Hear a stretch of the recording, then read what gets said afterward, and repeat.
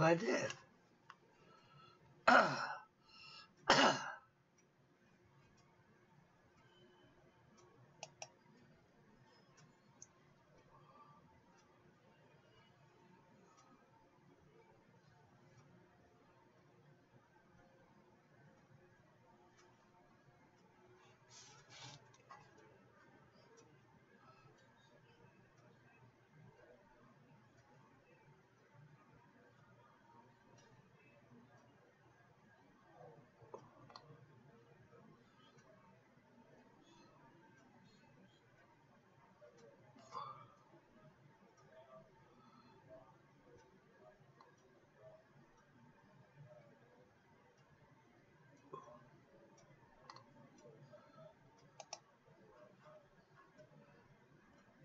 Oh.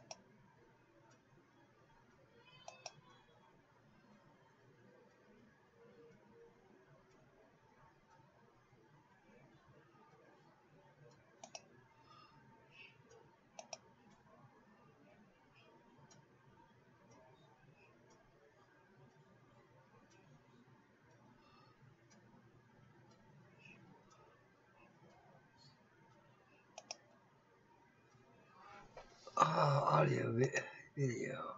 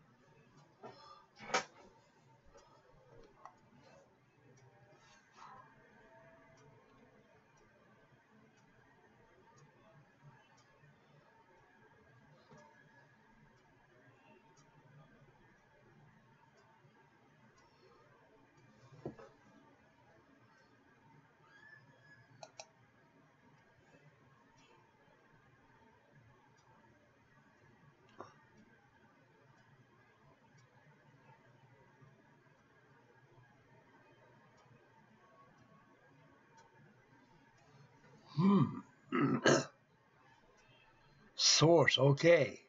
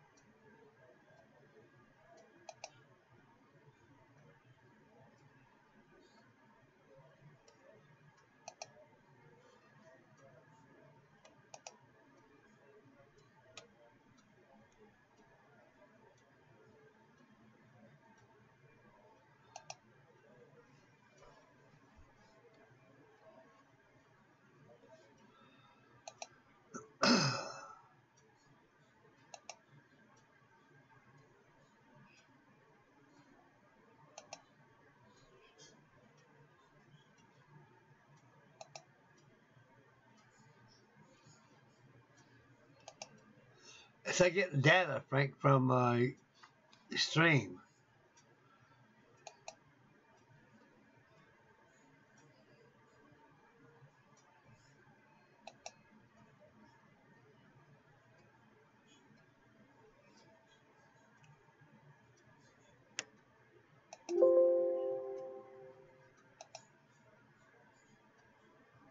Beautiful. Now we're getting somewhere.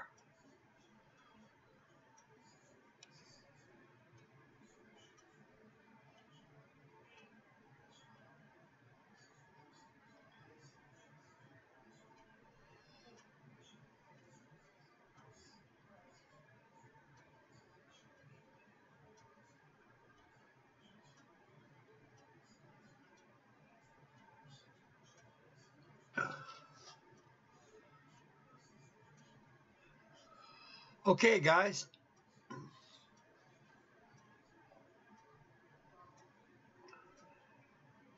So far, we're making some progress here. Hope you guys be able to hear me.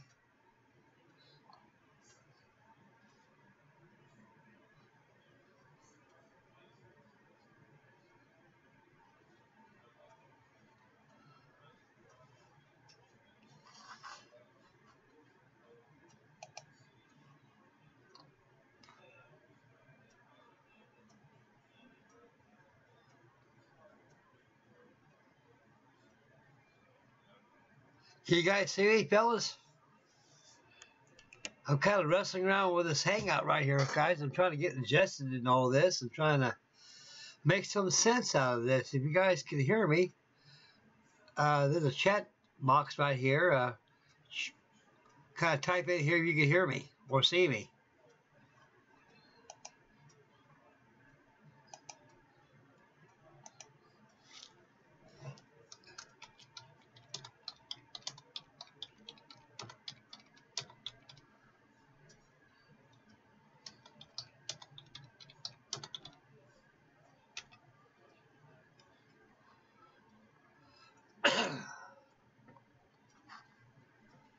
Camera's on.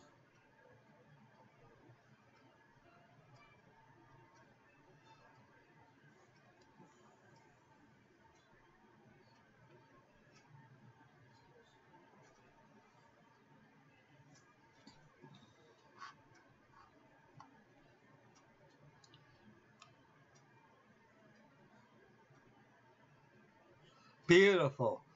Beautiful. Yeah, what I did, guys, I uploaded OBS, we call it, for free.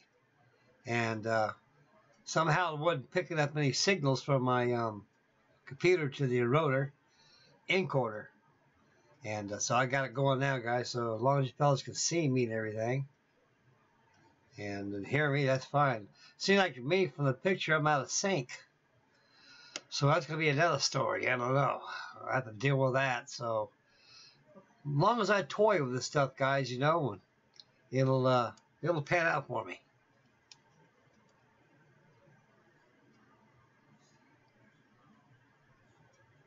I'm very happy you guys can see me and hear me. Very happy.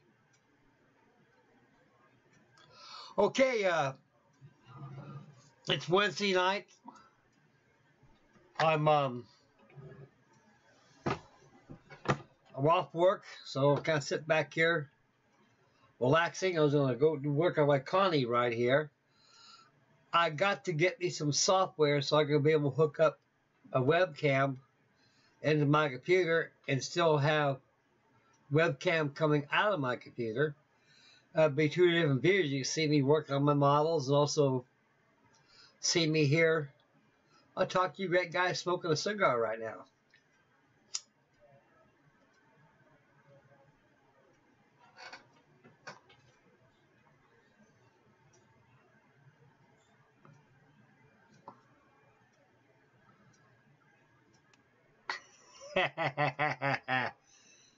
Yeah, bless your heart, Matt.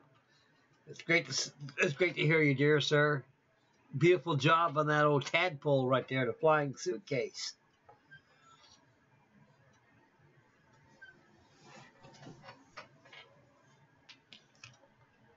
Right now, I'm going to go back to my studio right here and make some adjustments, get a fuller screen right here.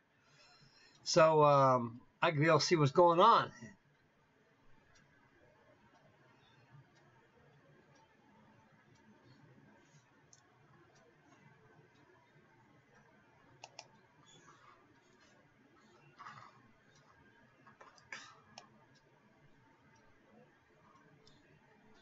Yeah.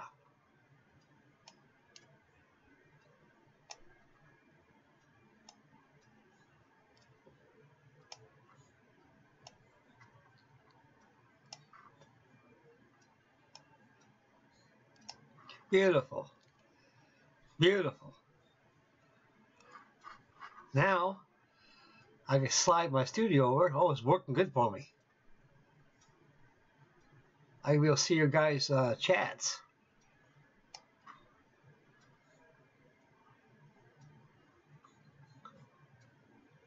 Oh, that's beautiful. I'm very happy I can see you guys on here now, you know. I'll be able to get a link. I can be able to send you guys a link on my YouTube here. We can get together and have a wonderful time, you know. And I've been watching Smoo and the crew. Boy, these guys got a good case of insomnia. They're bringing midnight oil for 7-8 hours on their videos.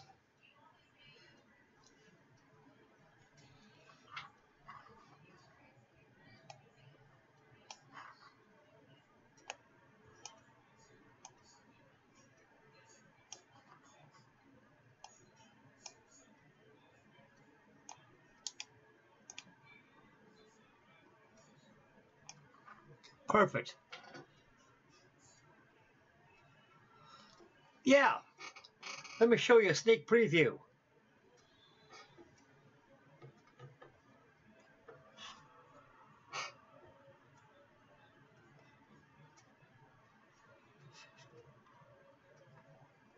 I'm getting it all masked down. I got the ISOs all masked down.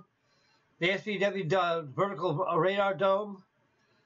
Got all masked down, so I'm going to start doing some mirror brushing on it tonight and get the black all squared away on it and start getting the aluminum done on it. Tomorrow I should have the final reveal on this baby girl.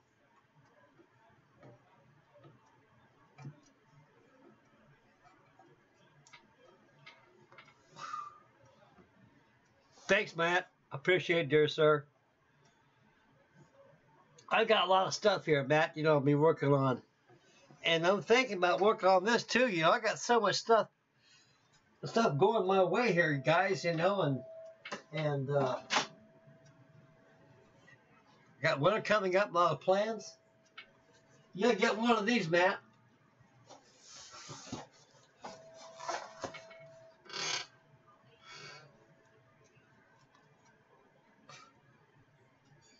I got this, you know, from Russ, you know. It's a pretty good kit. Small, but it's a good display piece. And it's a good kit.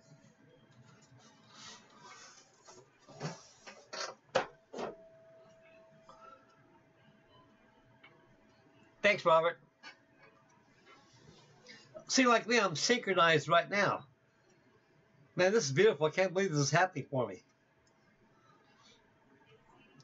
This is my first successful hangout. I can actually see the chat and see myself as you guys see me here. I'm very delighted and very happy.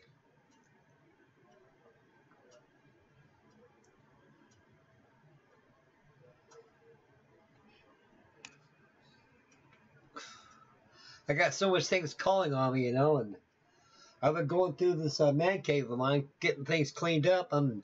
Every time I clean up around here, I run into something I haven't seen in years.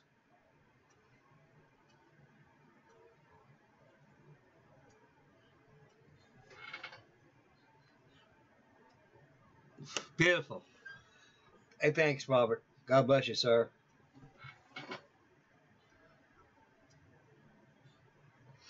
That big tub behind me over there is the SS Lure Line. It's a Matson liner used in San Francisco. She's built by Gibbs and Cox back in 1939, actually 1934. When she first came out, she had a sister ship with the Masonia, and Matsonia, and also the Monterey. This is the lure lane right here. It's not done yet. I got a lot of work to do on that thing. I think it's probably about 5 feet long there, Matt. It's one of the San Francisco's great white fleet cruise ship of the 1940s and 50s. Now it's just probably goes to Honolulu and back to San Francisco like they always did.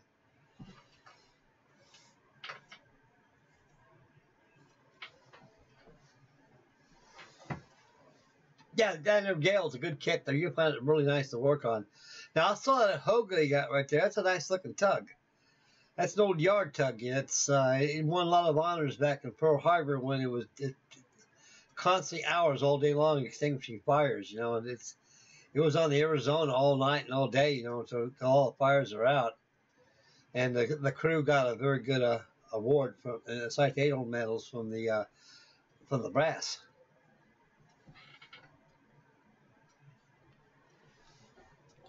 Man, this is a beautiful hangout right now. I can't believe I'm having such fun right now. I can see myself crystal clear. I'm in sync. And I got everything ready to go. Now I know how to do this now. It just takes a long time, guys. I'm 78 years old. I'm getting old, and this new technology is really, like the old saying, you got to adapt to overcome, and if you don't, you're gonna be lost in limbo.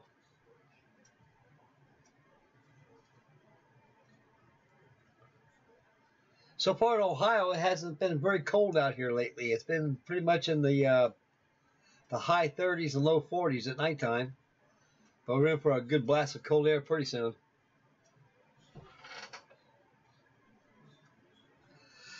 Yeah, Robert, I was telling that a while ago. That's scratch built right there. I brought that out of the mothballs, and I was cleaning it up. It's made out of paper and wood. This is the Matson liner SS Lure Lane. And actually, she was built back by Gibson Cox back in 1934 as a cruise ship of the 1940s and 50s, and back in the 70s and 60s and 70s. And that she don't do that no more like she used to. She's probably getting stricken from the Maritime Commission. But I remember seeing that ship plenty of times. Yeah, she's a scratch built job. I got a vacuum form machine. I'm making some male plugs for it so I can make some davits and sit away for a ton load of lifeboats and everything and get her going. I can stick a neon light in that thing and all the portholes light up in it. It's going to be a job.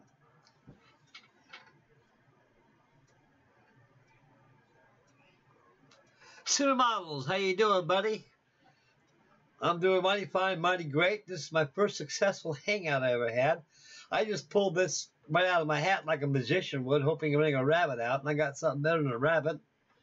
I got little education on how to hook up an encoder to my hangouts.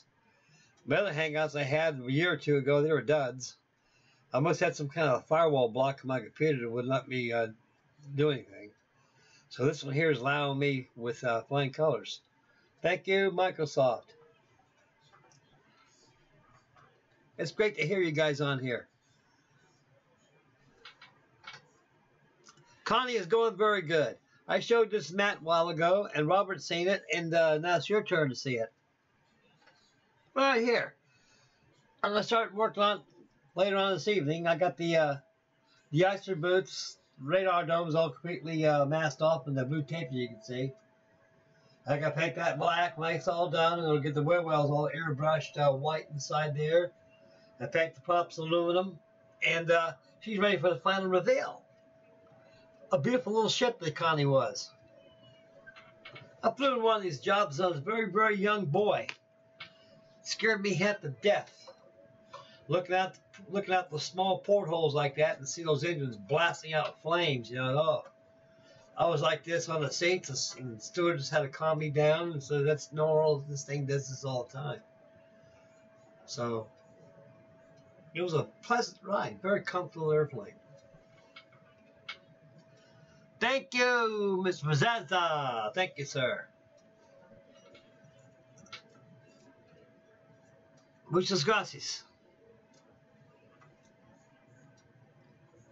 I'm having such a blast right here. I can't believe this.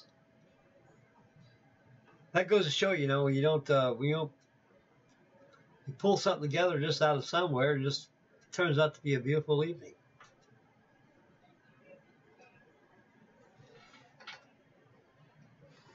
Thank you, buddy. Thank you. I got some of the stuff shaking. Oh,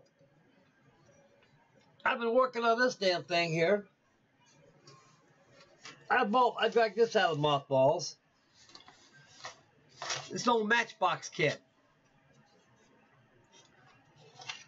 The Western Lysander, 1/32 scale. You guys probably seen this before built up.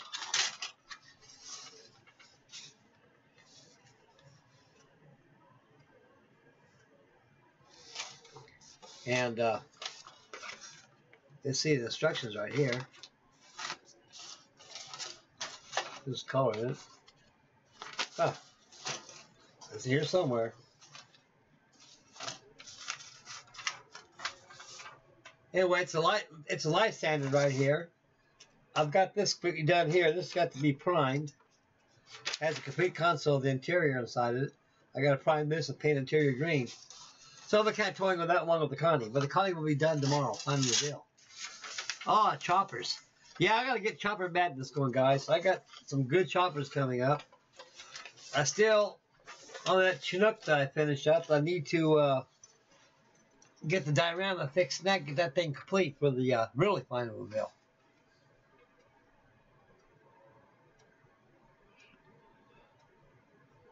Another B-58, Bob? Wow. That last one you did was beautiful. I've been trying to get that kit. I'm thinking about, I don't know if Monogram makes them anymore, though, but I know one place only you can get them, probably get them on eBay, I guess. That's the only place in the world where you can get them without vendors. And every time I go to eBay, I just get away from ship headings.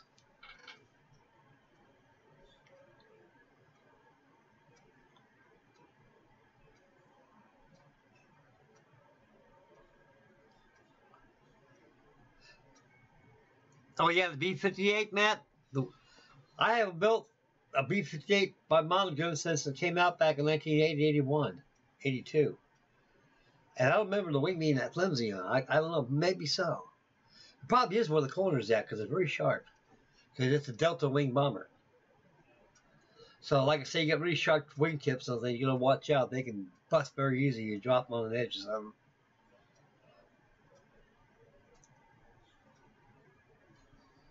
Yeah. I've been doing a lot of dusting around here. I can't believe the dust accumulation. These things can really bring out a lot of dust.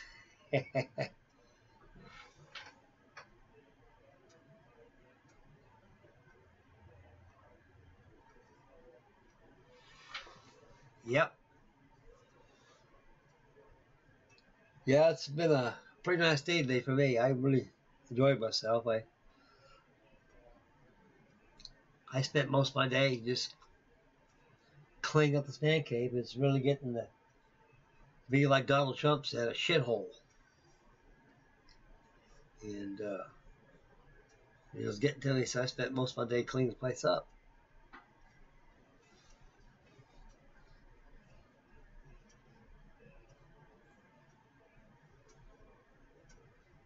Yeah, this Matchbox kit.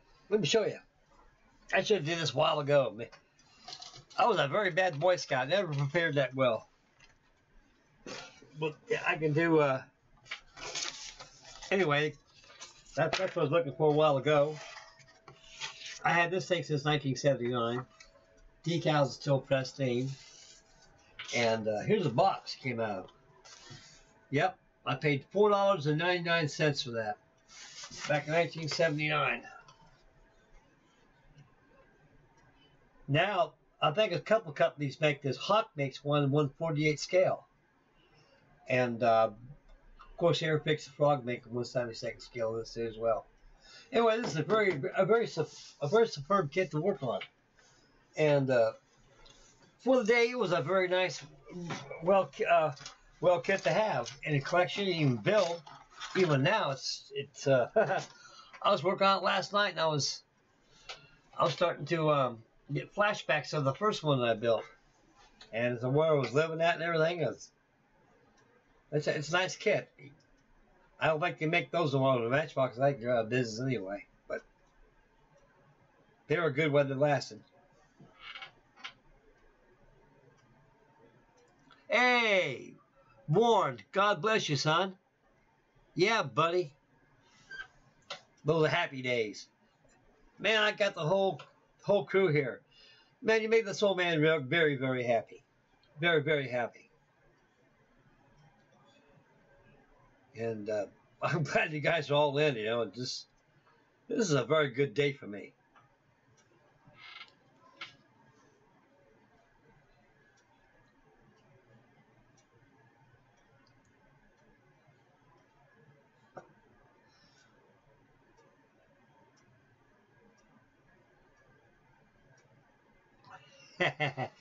Yeah, you'd be surprised there, Deza, that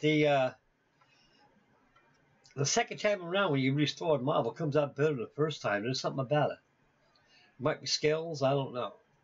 But the second time around, they always come out better, especially if they get crashed, you know, and you want to give them another second time of life, you know, and they come out very good the second time around.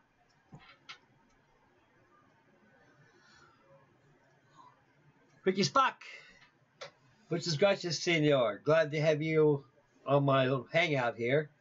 And it's good to be here, to be live in front of you great guys. This is very wonderful. I just did this today.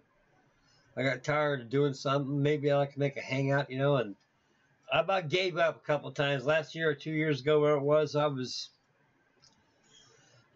just, I was getting madder than a box of frogs, you know. I just couldn't figure it out, but now I got it figured out now. So, like you're saying, you know, you got to dive in and just delve in and do it. And you pretty soon it'll come to you like child's play.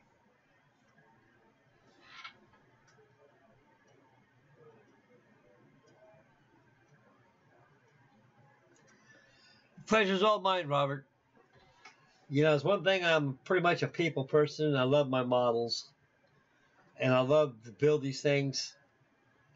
And I enjoy building these things so you guys can get to look at them and everything. And I'm very honored that you guys accept me as part of your community. And we're all family here. We all take care of each other. Thank you, sir. Very, very warm. Thank you.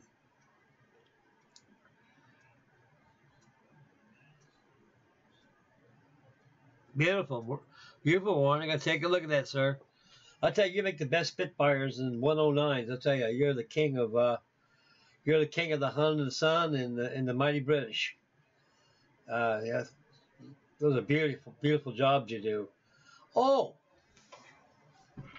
God love you, man. Thank you very much for coming on here. You inspired me. I got something I want to show you. Oh, Lordy. Come out, wherever you are. Oh, there you is. Well, here, Warren. I dragged this out of the closet last night. When I finish up the Connie, I'm working on the Lysander. And I'm going to work on this next to the Lysander.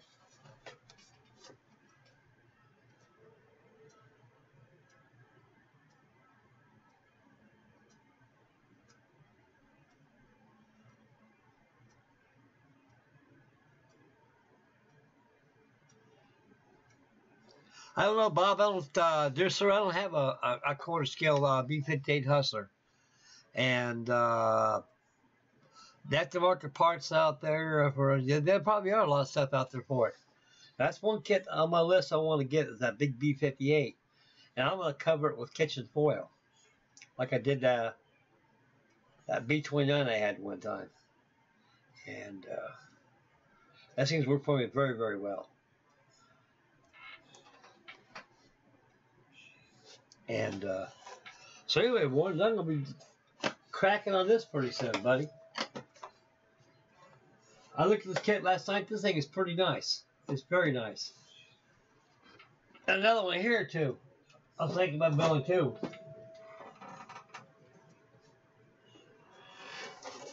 This is Trumpeter. 132nd Bearcat. I got this for $10. This is a brand new kit. Down at the hobby shop. Guy says, you want this for 10 bucks? Well, heck yeah. I said, what's wrong with it? It says it's got a cracked cockpit on there. And the windscreen is the only thing on that kit that was cracked. It was cracked beautifully on the seam of the frame of the windscreen of the cockpit. So all you gotta do is put on 5-minute epoxy, glue it next to there. When you paint your screen, that crack disappears like it never got cracked. So I made out very, very well in that deal.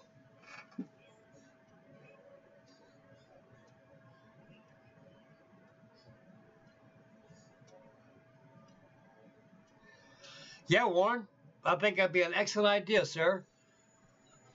We get the buddy build going on. I'll go ahead and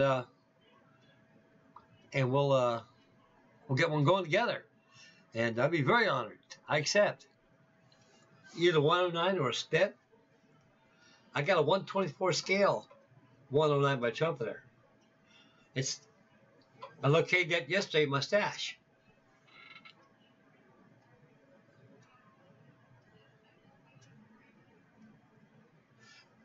Beautiful. You get started your Spitfire, I'll get mine going with you, old buddy. Yes, sir. I'm honored. That'd be great. And that'll give me more stuff to build. Yeah. More stuff to build.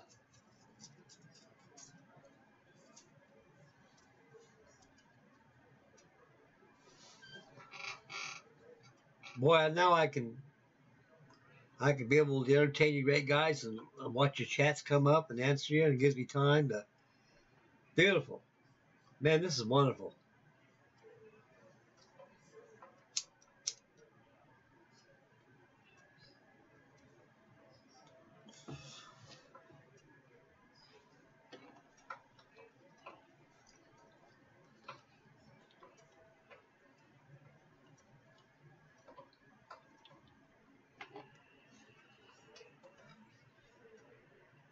That Connie's doing awful nice when I get her done.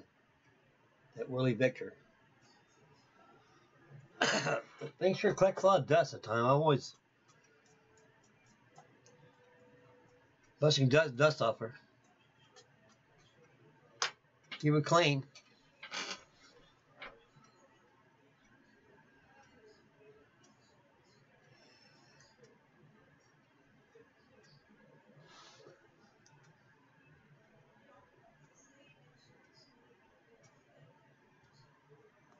Yep. Yeah, I got that 148 scale artillery Herky Bird. I got that done as a restore job. I think I made a video of that. That thing came out better the second time than did the first time. First time I built that bird, it fell down at the ceiling and busted. 50 bucks right before my feet. So no, I'm not going to throw this away. So I bagged and tagged it and put it away. And so a couple years ago, I made a video of it and got it all done. It's a good, great kit. I got another one just like it in a baggie. And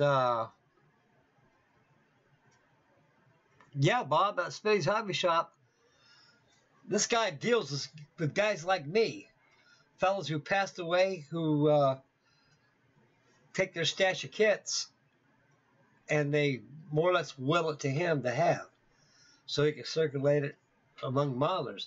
I tell you, it's the only hobby shop in the world you can buy stuff made back in the 50s and 60s in there. It's like going back into a whole different time capsule. And he gives you a hell of a deal. Real hell of a deal. Yeah, I'll see him, Bob. I'll take care of you. Mention my name. He'll give you a real good discount. And come this way and see me.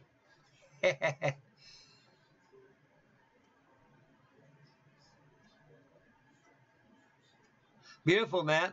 We're going to have spits coming out of the sky left and right. Okay, Miss Bedaza, take care of yourself, sir. Stay focused. Take care of your family. Make mama happy. And God bless you, dear sir. And take the rest of the day off. We'll see you, buddy. Take care of yourself, sir.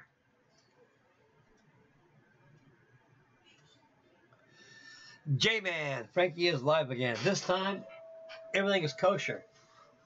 I got my encoder all hooked up. I think the problem I was having last time my computer is because of there was a firewall inside of it that didn't want no activity going in there. And no matter how much I went through it, it still wouldn't let me through. So I 86 that guy a new computer now, and I decided to give it a shot for the Hangout. And guess what? It came out in flying colors, and here I am live, and I'm in sync. And this is beautiful. I mean, you cannot ask for anything better than this right now. I'm really enjoying this. Warren, well, the unbuilt kits I have not started yet. I've got over 1,800 kits that I have not built. The ones I have built is probably 3 times more than that down below in my basement down below, all hung up in boxes. I'm a model hoarder, or however you put it, but it's my whole life's work right there. Everywhere there is, I got models all over the place. And my wonderful wife, she doesn't get mad at me at all. I build these things because I make sure she's taken care of and everything's fine. I got a lot of stuff, Warren. I know I ain't gonna live long enough to do all these things, but I'll give my best shot, you know. And if I can make it to 100 years old like my mom and dad did, my grandparents, still building models, I think I got it nipped in the bud.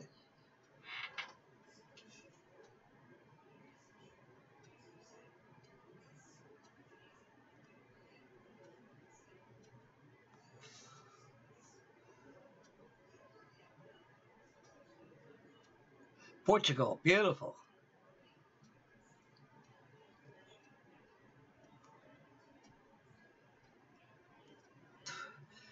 That's one thing, fellas, about guys like us that have a stash. I always clear things up with my wife about having a stash pile. They say, Frankie, how come you got so many models right here? You should live so long. I said, Ruth, all of us have the same disease. We all collect these things because, you know, someday something could go wrong with the world. You know, we'll not be able to buy these things no more. And you got them all here in your stash, and you had no worries. All you need is glue and paint, and that's easy to get.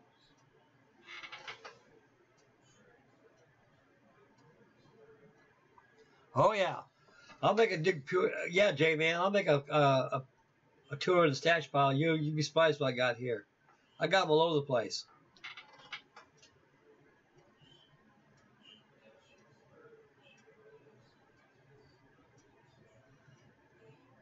PC Pod.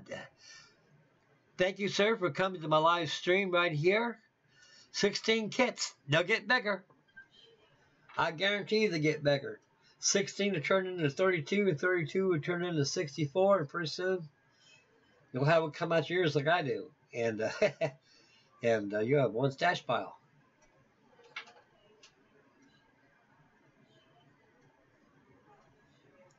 Yeah, Bob. That'd be great, dear sir. Get your Spitfire there too. This Bell Spitfire looks like one swallow of a cat, you know. And I'll be very honored when Warren gets his Spitfire Buddy Bill going on. We'll all be having Spits coming out. Somehow, the Spitfire is a very beautiful airplane, very well designed. And the English, I think they had the best aircraft. There's something about the engineering of those things that's so precise. Everything's done in pure precision. Although it requires a lot of wiring and ingenuity of moving parts, but everything is so precision the way it's built and designed. It's incredible.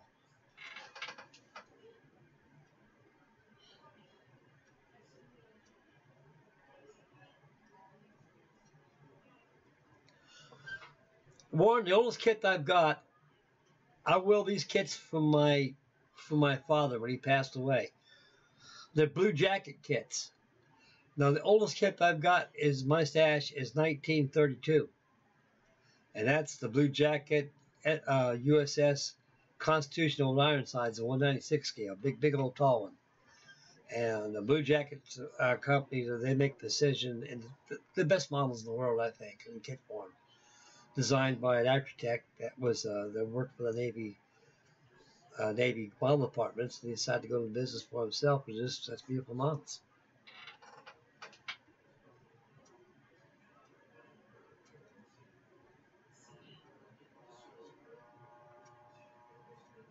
Freddie Duarte. You changed your name, son. God darn, buddy. God, I've been wondering about you. I was worried about you. I haven't seen you in a long time. One thing I've seen is on Mr. Martin, Sir Martin Lamott's Bomber Command. We built that beautiful, beautiful Halifax, that Halifax bomber. You did such a beautiful job. That's the last I've seen anything of you.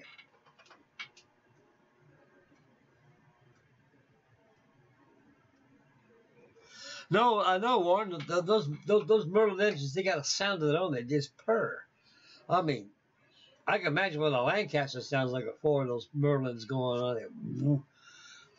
Beautiful. They got a sound that just. That means there's business behind those engines. They got a sound all their own.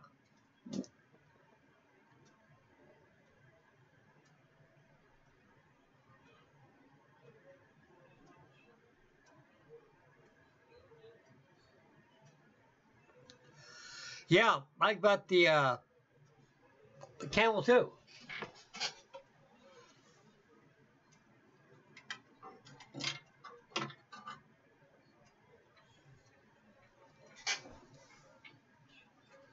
Yeah.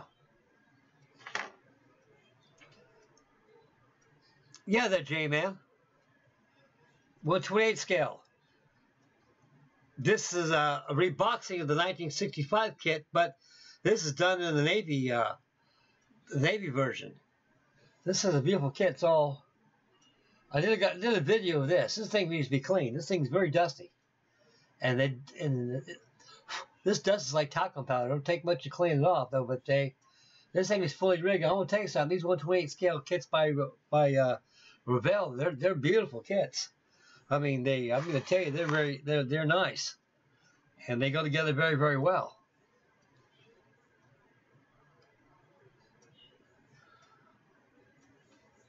Oh, great, Freddie. God bless you, sir.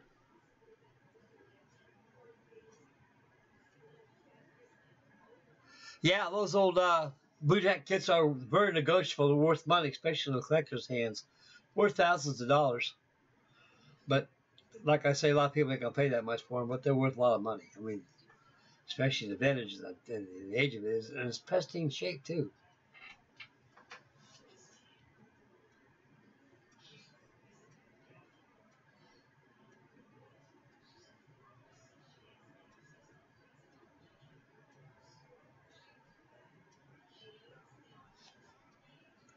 No, Freddie, I don't see you on Facebook. I'm so used to seeing Freddie Duarte all the time, and I had no idea that you're Center Models now, and it sounds like you're really getting into business, which sounds very great, and I'm very happy. And still got to send those pilots off my Huey, because that's calling on me too. Because I was doing my stash cleanup, I ran into my Huey trucks. Oh, I forgot to give Freddie those figures, but I got your address right here, sir. And so they'll be coming your way. And I'll pay you for those pilots.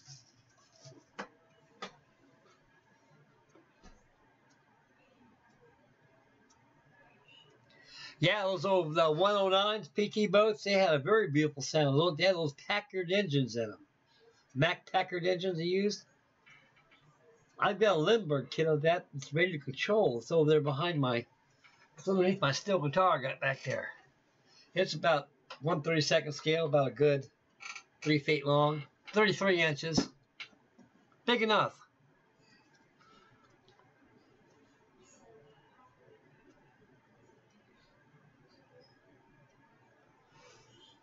No, sir, I've never seen a Link fly before. Not in real life. But every airplane I've seen my own eyeballs that's flown. But I've always liked to hear a Lancaster just fly over and just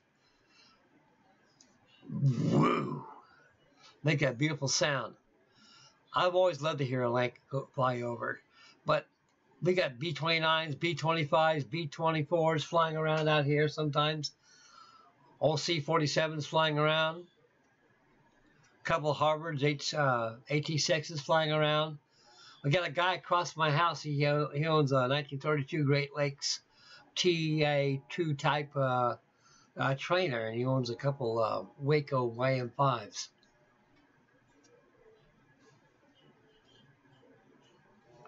Tony, how you doing, dear sir? Welcome to my first successful streaming hangout. I'm having a blast. Thank you, sir, for tuning in, and whatever's on your mind, just put it in the chat, and I'll answer it to you on the fly. J-Man, I got a lot of ship builds coming up your way, sir. A lot of them. I got the Wonder Whaler. I got to get that done. I brought that out. It's over here, ready. Because when I finish these airplanes, I'm going to hop on the Whaler. I got this Connie to finish up. I got a Lysander I'm starting on, and we got the Spitfire group build coming up, and I got that going too. So I got a lot of ships coming your way.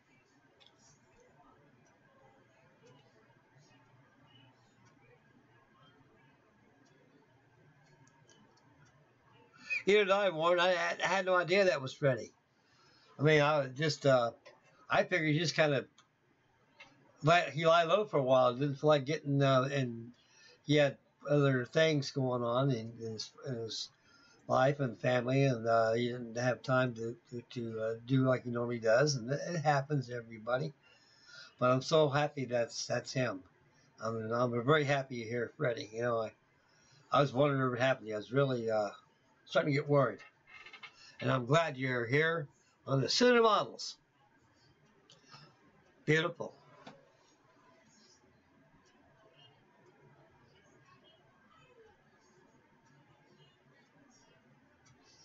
I sure will, Freddie. I sure will, sir. I'll send you a friend request on the fly, dear sir.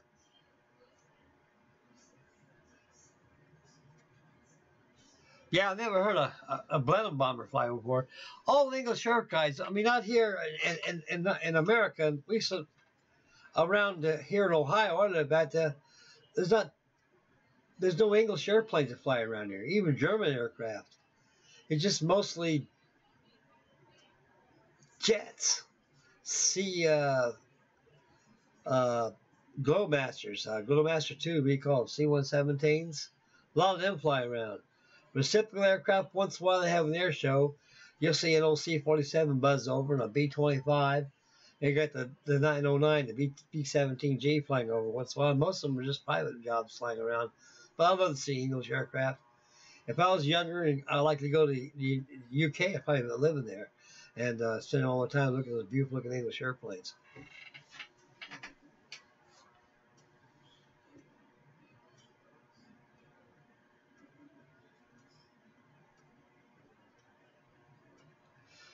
Yeah, Matt came on to us all as a surprise. That was the masked man right there, old Sooner Models. That's wonderful. That's great. Well, Freddie's back with us again. Thank heavens. Oh, yeah. I heard about that. The Wingnuts 1/32 scale Lancaster. I bet the $700 kit, even money, $700. I'll show you something. I saved myself $700. Excuse my outer posterior. I'm going to take a waltz to my stash pile and pull out a Lancaster for you.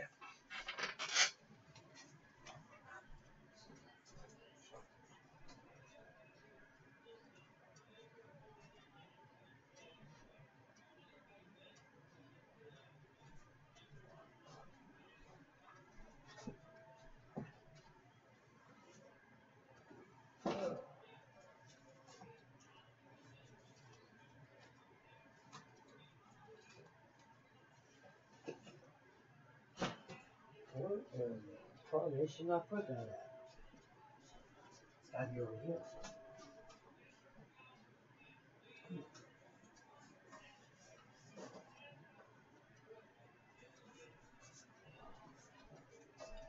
Okay, gentlemen, here I am. I'm sorry.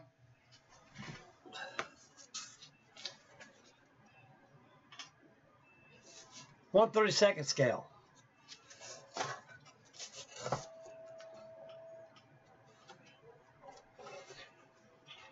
Beautiful kit. It's all paper, all card.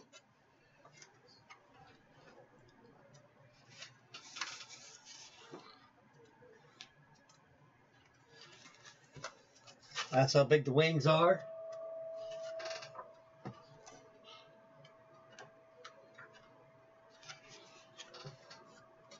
Stabilizers, how big my hand is. This is 1/32 scale. Believe me, I built one of these. Got it hanging up my ceiling over here. And I built just as good as 1/32 scale plastic kit. A lot cheaper too. Here we go.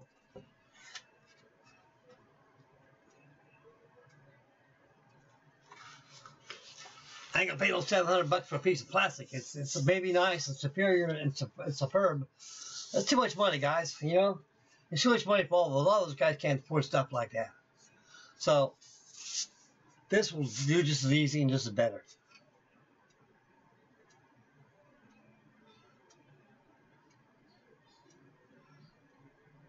Dang, $1,000 for a Lancaster ride.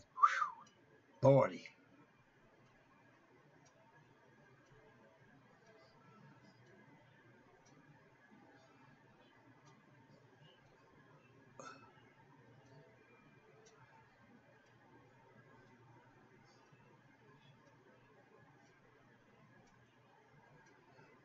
Yeah, use those jigs for those old willow kits. What you gotta do is you gotta make half shells, like you do, like his old Cleveland kits. You get one side of the fuselage, you build one side like that, you put your formers on there, you take it off of the plan, you lay a jig this way, and a jig this way, you lay sticks on top of there, and you glue them on top of your top and bottom keels of your half shell fuselage, flip it over and glue your formers on the other side, and make sure it's straight, and repeat the process. Straight fuselage all the time. Anyway, that's Lancaster right there.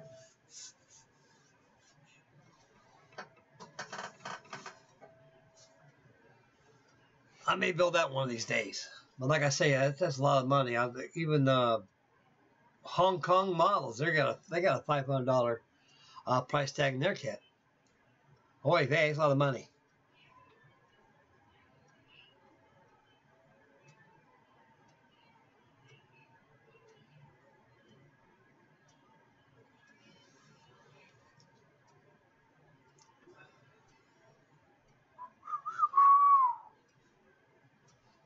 Yeah.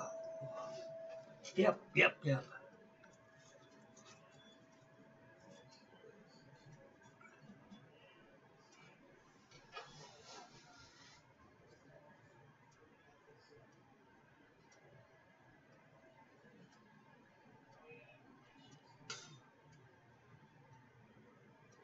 hope it don't rain tonight. You had such a blessed, beautiful day today out here. Blue sky. It's not a cloud in the sky.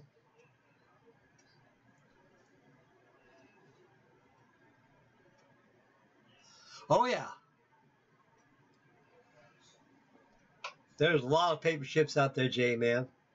A lot of paper models. Tell you what, you go on eBay, and your search engine, Google or Bing, whatever you got there, just say paper model kits on eBay.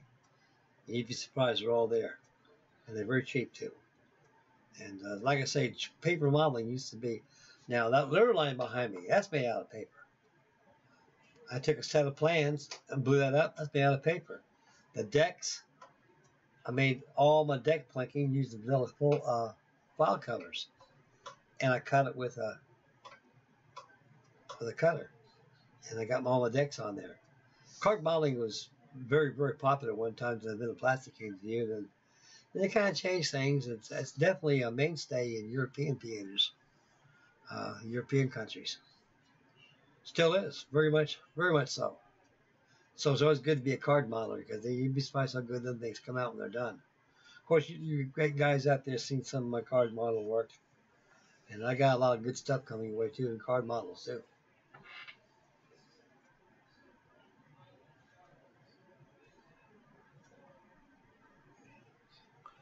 Yeah, Bob, that Kingfisher is it's a beautiful kit, and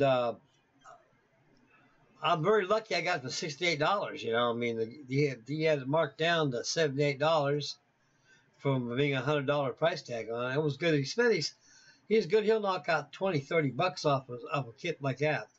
$100 kit, he'll knock $30-40 off just like that. And he's that very good. He's very that generous.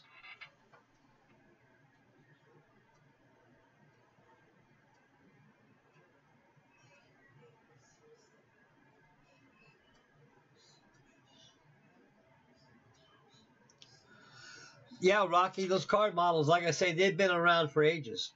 Long, long before I was. Even back in Michelangelo days. Back in the Renaissance. Even the Elephant Man, John Merrick.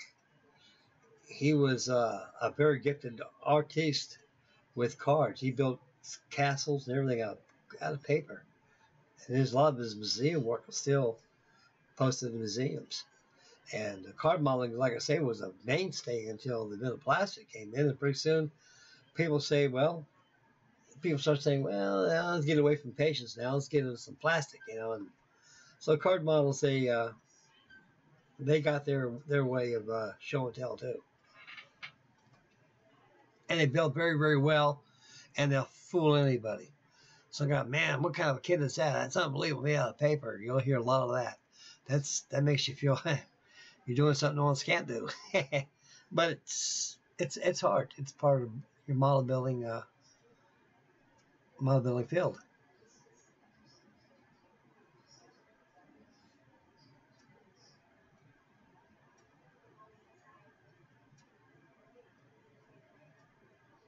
Okay, Bill Judd, you take care, sailor, and we'll see you on the comment of the Connie because I have the Connie done tomorrow, sir.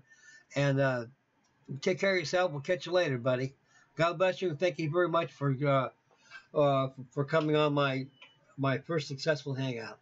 And we've got more coming your way too, guys. Thank you, Bill Judd. God love you, buddy.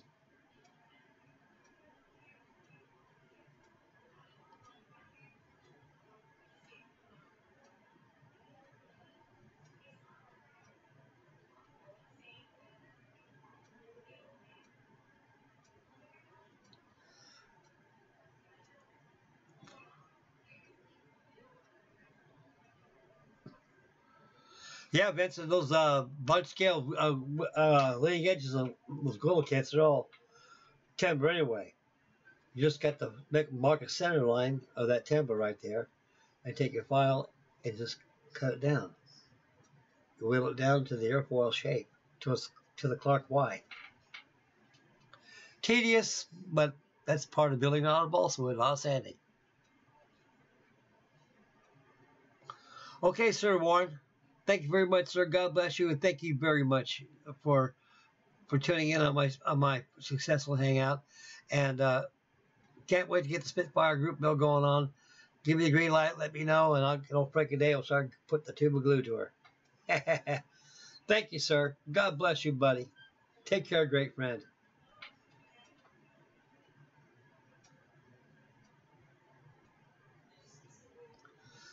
Mad Genius Productions. Thank you very much, dear sir. Welcome aboard my first successful hangout. And this is a very successful hangout for me. I'm having such a wonderful, joyous time. And it's going to get better because pretty soon I'll be learning how to get links. I can send you guys. You can have all your pictures up there in the bottom of my screen. And we can chat and talk and have buddy build models and just kind of chew the fat all night long. Just like Shmoo and the crew. I love those two guys.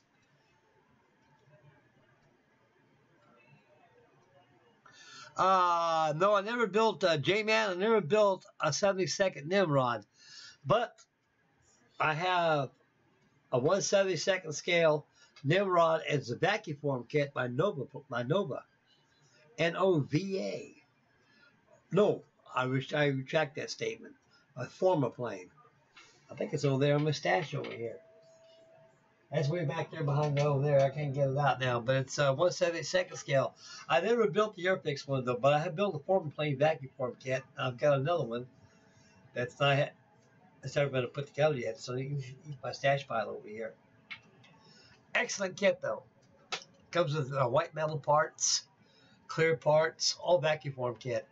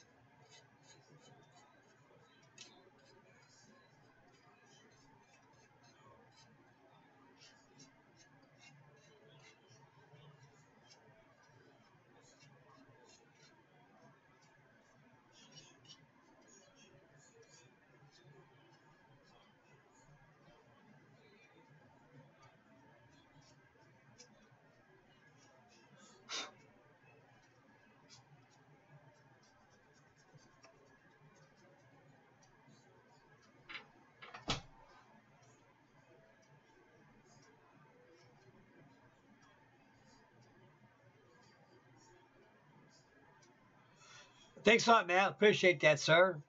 We'll get a link going, and we'll get a hangout going there too. Thank you very much, sir. I appreciate this.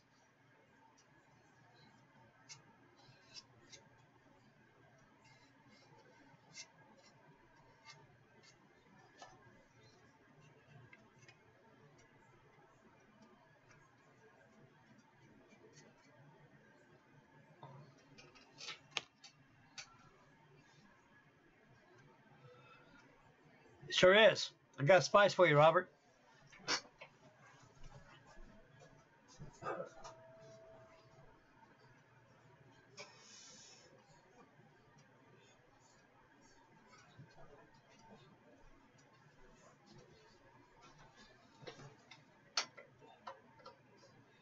Right here. When I get back to ship models, I'm going to finish this one up. It's still clean, too. It's still nice and shiny. I put it in a box and everything, make sure it don't get dirty and dusty and everything. So here's a Wanderer Whaler. So stay tuned for that. I'll be building that towards your way. Excuse me, guys. I put it back where I got it.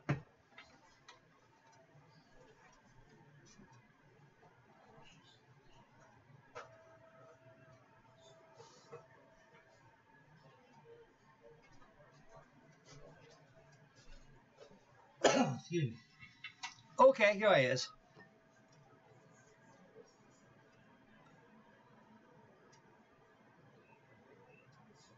Yep. Yep. Dan Carrier, yes, sir. I do U control and red control planes too. I build. I've got I mostly build this as a rubber powered with free flight. I flew this one up here about 6 months ago.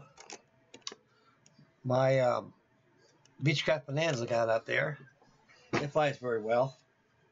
And oh yeah, I got a lot of U control ones. I got one right here. Excuse my posterior again, guys. You guys got me coming and going. I found this in my stash file. I had this for ages.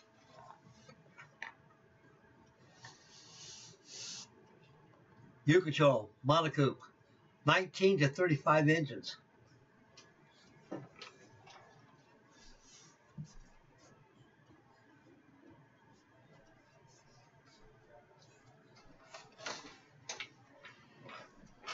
Yeah. Yes, sir. I got it all. Yes, I do. I got the Heller 1/100 scale HMS Victory. It's down below my fixed basement down below. And it's inside of a display case. That thing comes with, I think, 4,000 parts. A word of caution. If you got that kit by Heller, replace those yards, mast, bowsprit with wooden dowel. I'll tell you why, because the plastic they use in Heller is almost like resin-like. It'll snap like a dried twig. And believe me, once you put crazy glue to it, plastic glue to it, will not be the same, but still not strong. So save yourself a headache. If you want to put the extra time into it, replace those yards, mast, bowsprit with wooden doweling. Get yourself a drill press, chuck up a piece of toweling to it, and just taper your mast and your yards. And everything else is simple.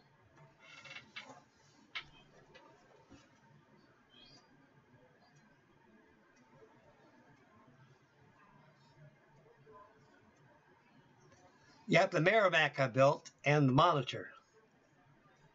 Blue Jacket kits. I think they're 1/16 scale, 196, 192 scale. About 10 inches long, very small. And I got a set of plans. Right here.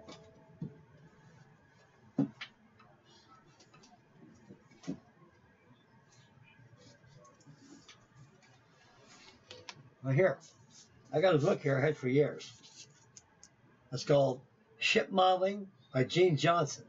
This is a very good, excellent publication. In this publication, it comes with working plans. Now, J-Man, here's some ironclad plans right here.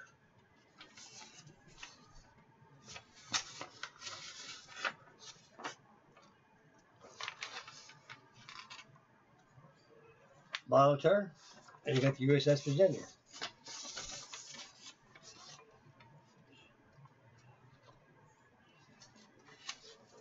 All working plans.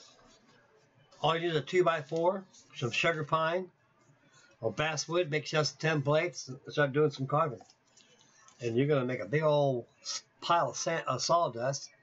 And before you know it, that piece of timber right there that you whittled on, it's going to turn into a beautiful looking model.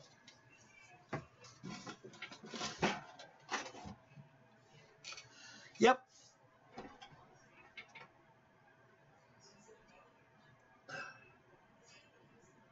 Yeah, someday, Vance, what I can do is I can take the camcorder down there in my basement and take a picture of it and view it on YouTube. And you'll be able to see it right there, very clear. I think a special video of that. So I got lots of stuff coming your way, guys. I got so much things here, it's incredible.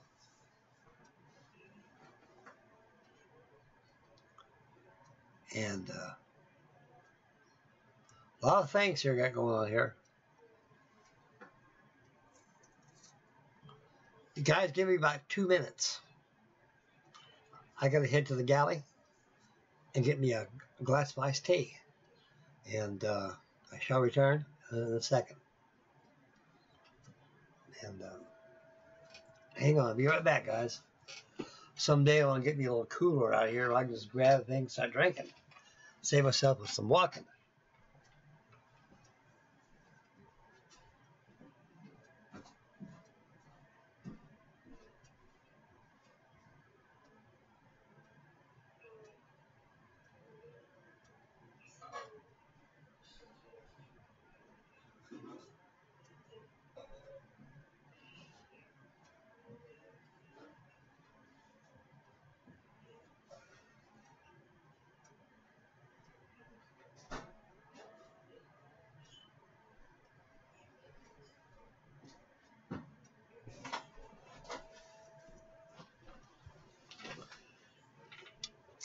Here it is.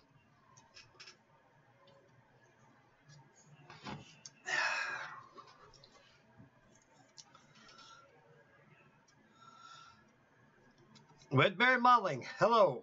How you doing there, sir? And Bob Doyle Blevins. Thank you, gentlemen, for joining my YouTube page here, my first successful hangout. Thank you very much, guys. I'm very honored to have you two fellas on here. Matter of fact, this is almost the first successful hangout that I've done. The other was done before, was a pretty dud. Didn't work out too good for me, so I assumed it probably had a firewall on my computer wouldn't let me venture out and do things like hangouts. So didn't like outside stuff going in, so it wouldn't allow me to make hangouts. But this one here does very well for me. So I'm very honored and very happy that everything's working well for me. And this is beautiful. I mean, I can't believe I really got a hangout going on here.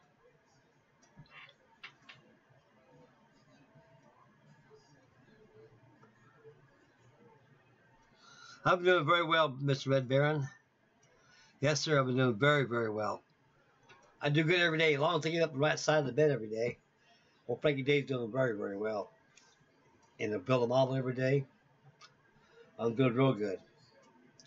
And modeling keeps you young. It really does.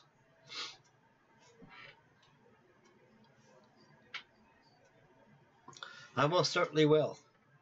Vance, I'll make more hangouts come your way. I know how to do it now. I got everything going my way now. Get the stream key all loaded up. Everything's fine. So I'm very happy. And I will venture with this new software I got right here. I toy around for a while and see what I can do. Oh yeah, another thing I'm going to be doing in my hangouts too.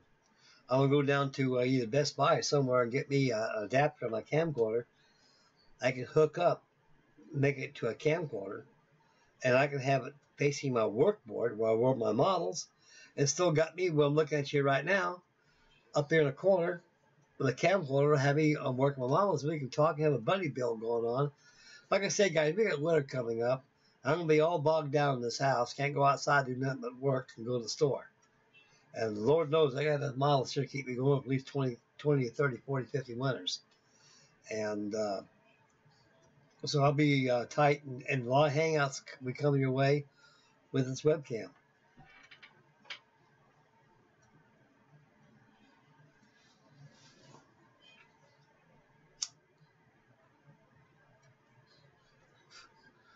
Then next, right now, I'm going to start trying to get some links on here. Well, I can send out links to you fellas.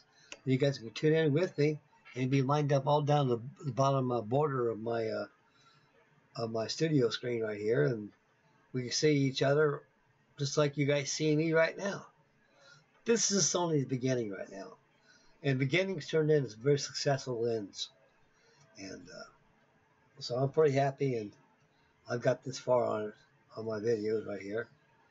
Got a lot of stuff here, guys, that I'm working on. A lot of models.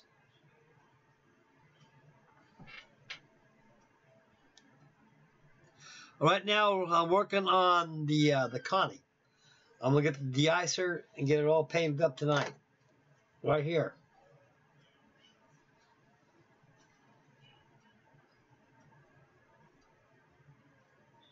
That's my Willie Victor. We see the masking's at. I gotta paint those de-icer boots, paint the airbrush props aluminum, paint tips first to mask them off with some pinstripe taping for the pillar tips, and paint the entire prop itself with aluminum, and should be done. The final reveal of the Willie Victor Warning Star will be done tomorrow. So stay posted for the final reveal of it. It'll be done tomorrow. It'll actually be done tonight, because I'll probably go to bed about 5 o'clock or 6, 9 anyway. I might stay up, listen to the schmoo of the crew, and get lost in the plastic land. Thanks very much, sir. Thank you very much.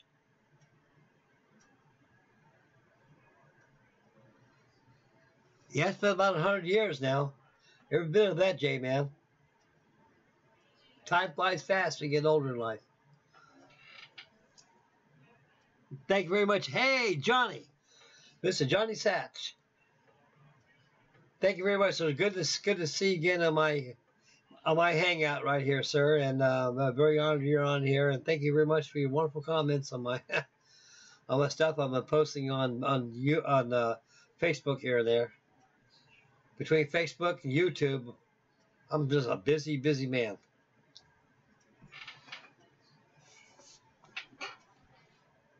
Are you building a thing right now, John?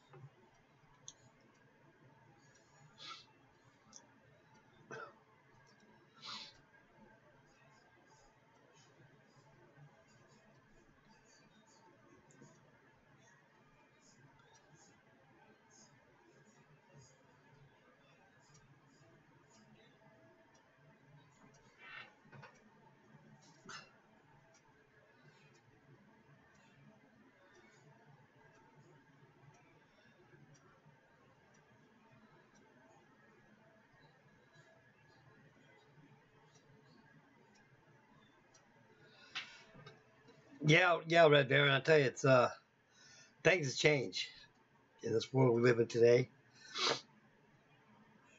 It's a bloody shame, you know, how things are, and how things in this country used to be like how it is now. It's just you see, like me, just cultures and borders and language, and is kind of dissipating into the haze, into nothing, and that's very very sad.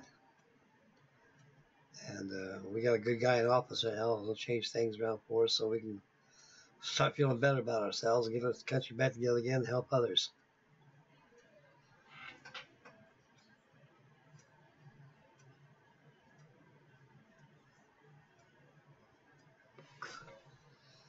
A little history lesson on the Hanley Page Victor Well, on the Victor itself, I know it was a Cold War aircraft that Heavy Page Aircraft Company used. That actually came out back in the 50s. And they were more or less used as like peacemakers, like we use a B-32, a B-36 peacemakers. They were a peacemaker. They carried blue steel missiles underneath the center section of the bomb bay. They were a nuclear bomber. They were very successful. They were one of the British greatest nuclear bombers that they used. And I think it's a very beautiful airplane. It looks like it's something from Buck Rogers, but you look at it very closely, it's a very beautiful airplane. And the Victors actually were used for tankers too as well. They used in the Falklands during the battle of the Falklands that they had, along with the Admiral, the Vulcan bombers too. They're a very beautiful airplane. And the Victor was a very well-proven design aircraft. It was used pretty much until, I think it probably phased out back in the 90s, maybe.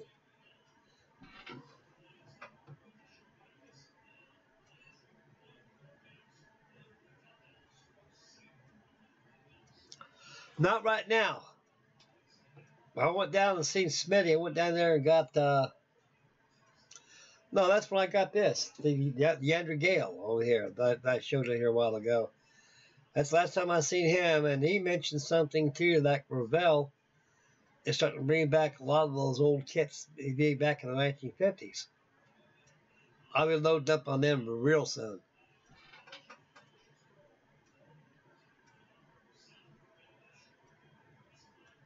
Hey, Matt Hill back again. Beautiful. Yeah, that Vulcan is a very beautiful airplane, Matt. I'll tell you one thing, it's a filler queen. You gotta do it, especially around the intake area. I built one for YouTube. Matter of fact, it's a 617 Squadron, all white, and I got that thing all nicely wrapped up. It's in a box down below my basement, and it'll take about 5 minutes for me to grab it. And it's an excellent kit. I mean, it's ancient. I think it came out, what, 78, 79? Yeah, about every bit of between those 2 years. And like I say, it's the worst areas is a bomb bay. It leaves a lot of space and gaps, and then it leaves a lot to desire too. So if you're a good scratch builder like that, you can make that bomb bay spruce up very, very well. But most of the fitting issues is around the intakes. When you look at it head on, around the trailing edge of the wing, because that intake is built inside of the top of the bottom wing before you close the top wing on. And by doing that, it leaves a gap on the trailing edges of the bottom edges of the wing, so you got to be filled in right there. And the bottom bay is a lot of filler, so save yourself a lot of filler. Fill it in with some sheet styrene plastic, and then just go ahead and sand flush and prime any imperfections. Sand in and score your bottom bay, or build a whole new one.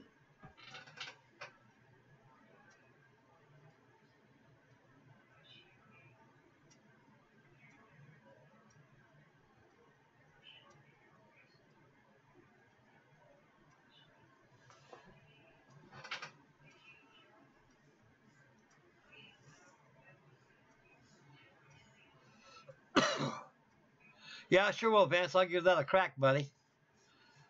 I'd like to see that.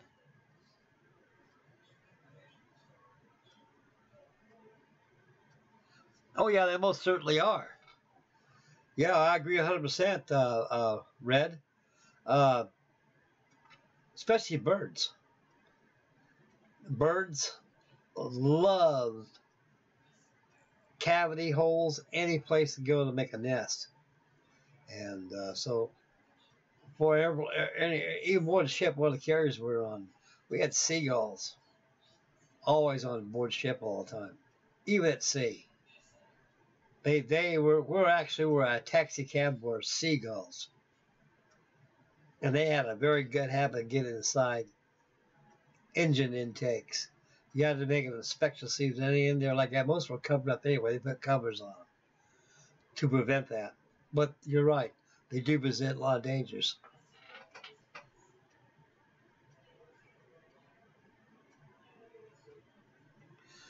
Yeah. Yeah, Jay, man. Thunderball, I think I've seen that movie. It was sunk underwater, wasn't it?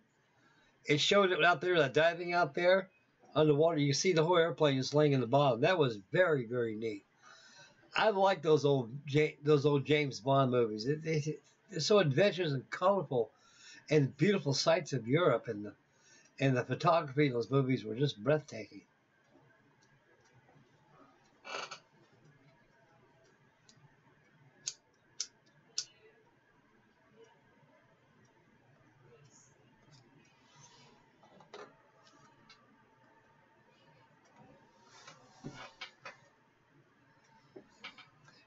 You guys give me about 2 minutes. I'm gonna go down below and check something out. I'll be back in a couple minutes. My wife, she's got some blankets drying down there. That's where we keep our utility stuff next to my little storage area out there. I'm doing some blankets for her. I'm gonna check see if they're dry. So give me 2 minutes.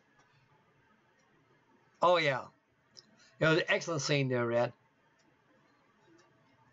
It was so beautiful. You can see the whole thing laying there at the bottom. It's beautiful. Give me a couple minutes, guys. Be right back.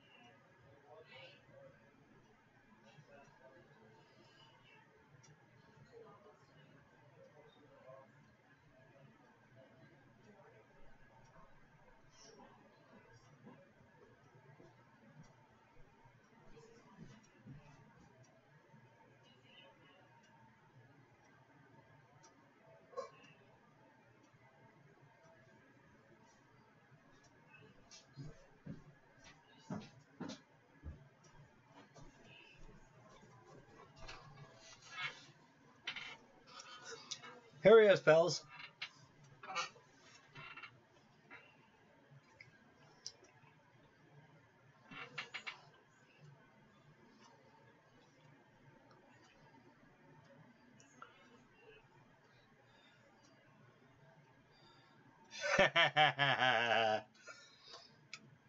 Yeah,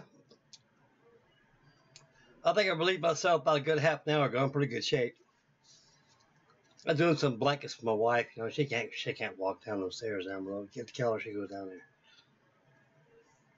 With her being 87 years old, going down the stairs like that's not a good idea. Man, I take care of her and take care of the house, clothes, everything, work. I feel like a woman, man. My work is never done. but I wouldn't have any other way. After all, make Mama happy. You don't think it really make life miserable for you.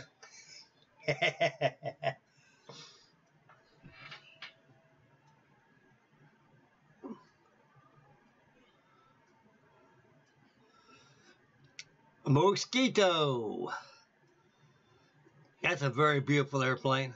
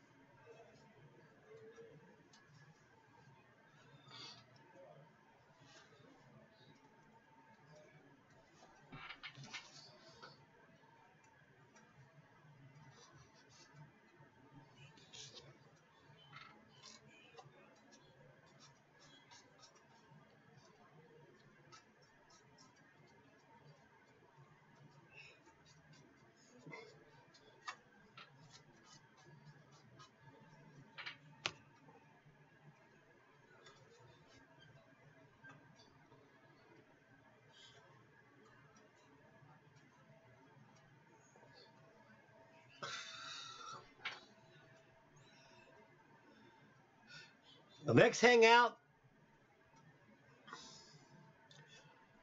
Oh, let's see. Tomorrow's Thursday. I got things to do around the house tomorrow. Yeah, the final reveal for the condo is one of them.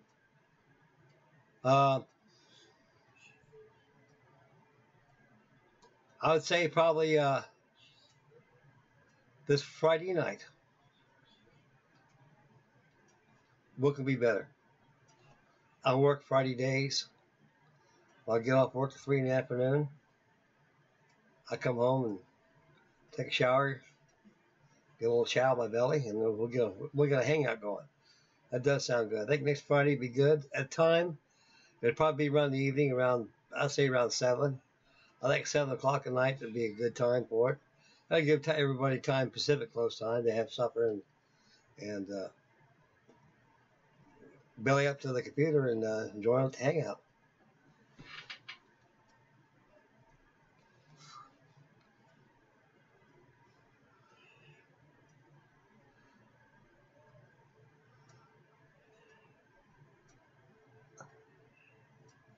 Glycerin. Use glycerin. Another thing too you use. Armor All. Let me show you something. Let me show you something there, Red.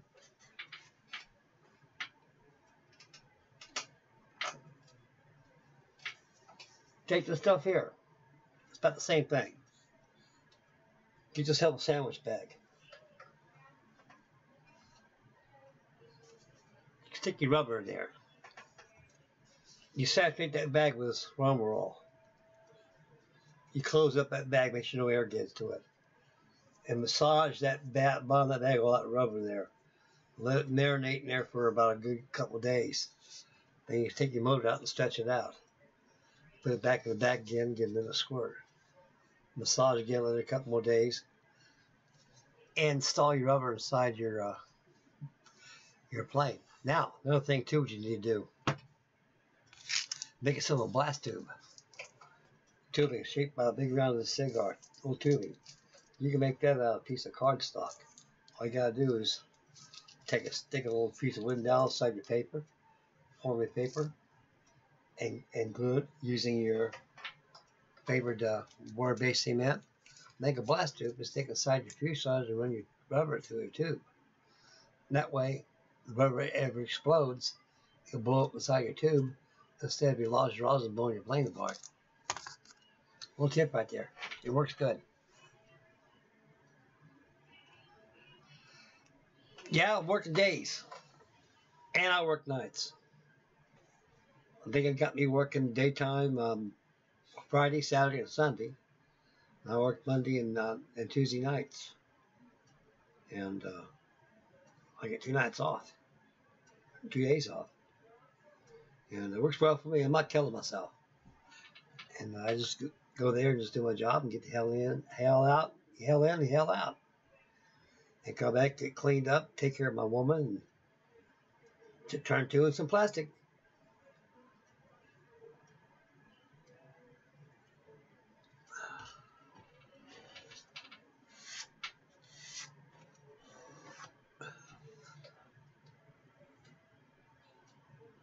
Hey John, are you working on what are you working on, old buddy? This is John Satch. Are you working on anything special, sir?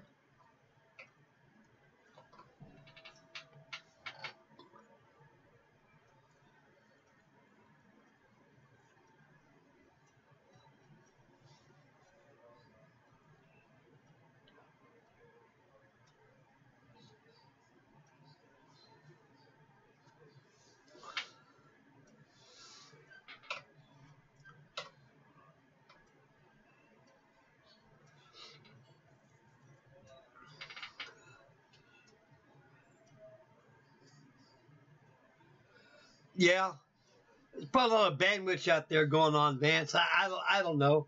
It's called cyberspace atmospherics. We got a lot of stuff floating around in cyberspace land. It's just like the old VHF radios you used back in those days. You know, we got all the atmospheric stuff there going around, confusing everything in the atmosphere, making signals very weak. You can't pick up nothing and stuff. It's the same thing cyberspace. You got a lot of people on it too. You got all that wire going on. It's just kind of retards things down a little bit.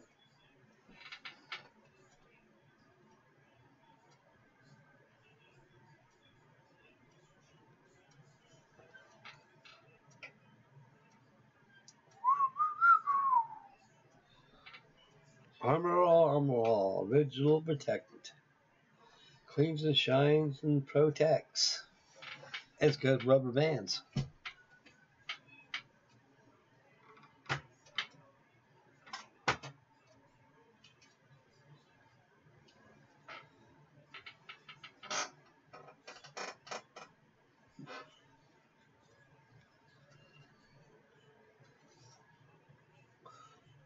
Here's a little wooden job I did. The FF1 Goblin. This is known as the granddaddy to the F3F going Gulf Hawk. I've built a lot of these too, solid models. I got a bunch of blanks down below in the basement. I used to work for Rick Tyson. He built death models. And he could have asked for a better time. I worked with this man about 30 years ago. He more or less built desk models, wanted me to build some for him. So I got a whole bunch of desk models I built, paint up for him and everything. That's one of them I just built myself.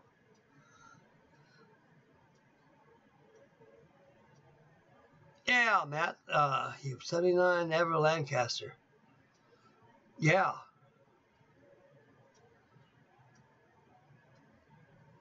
That's funny. Well, I'll tell you one thing. This helps with me. All the years I wanted to get a Lank, it didn't come to duty about 1963 when Revell released their Dam Buster and also the Mark I bomber, the V3 version, wherever it was. Now I've got an early Airfix kit of the Lancaster. I think it's a 63 model, 62, maybe 58. Very old, very inaccurate compared to what's out there today. The wings ain't shaped right and stuff, but it's a Lancaster. Lancasters, they build themselves. You got to help make it look. You got to help them make it look a little better. And they're they're one of my favorite English aircraft. Them the Halifaxes, all the English aircraft to me are my favorite.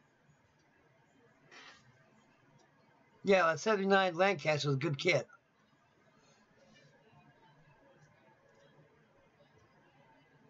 There's so much out there, guys. There's just so much out there. It's just a matter of preference, which kit you want the most, you know.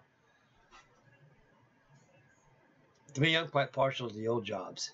Like goes over here, the Dam Buster I just finished, but that's a damn good kit right there, to say the least. It's Airfix really did their homework on that one. That comes out. That's just superb.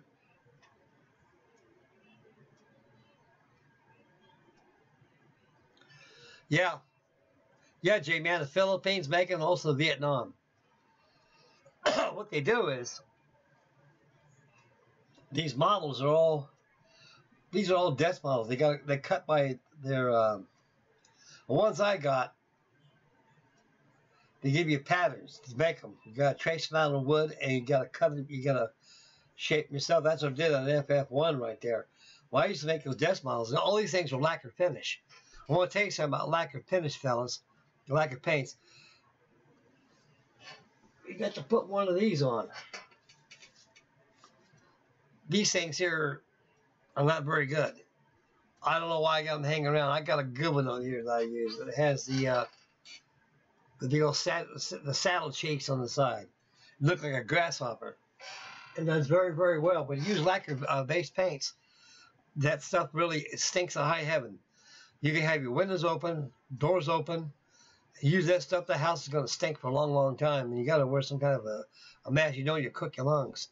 And like I say, those wood models they got, all they are just patterns. And you got to come out with a jigsaw and sandwich them up and assemble them. And paint them, prime and paint them. And send them out. Hey, thanks, Matt. Appreciate that very much. That was an old kit. I had that for years. I think that was a 1965 or 63 issue, I think it was. See, right after the Revell released the Dambuster, they go, what the hell, let's bring out the bomber version. I bet the enthusiasts out there like to have a bomber of this, instead of just having the Dambuster, and they did. And so I built that kit. That kit came out very, very well. Like I said, when you're dealing with those old kits like that, especially ribbons on, you got to take wet and dry sandpaper on a sanding block with the water running. Just sand, very low relief. Bring those rivets down. That way they won't pop up too much. Back in the 60s, we thought they were cool. It looked like a metal airplane. But nowadays, overdone.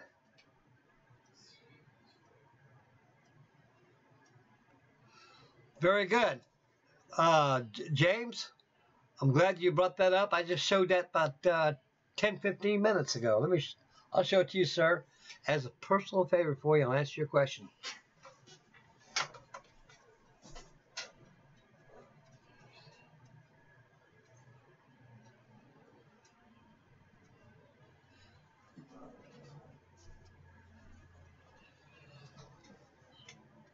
There she is. I'm starting to work on it. I took this out of the box.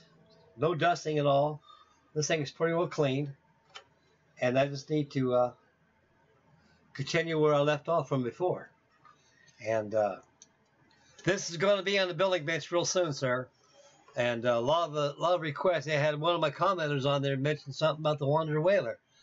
And I commented back and told them, just stay posted, sir. It'll be coming your way.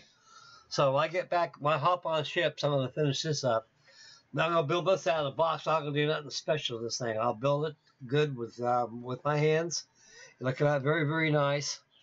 And it'll come out like a box. It'll be very beautiful. I love this little whaling ship. Yes, sir. She's coming your way.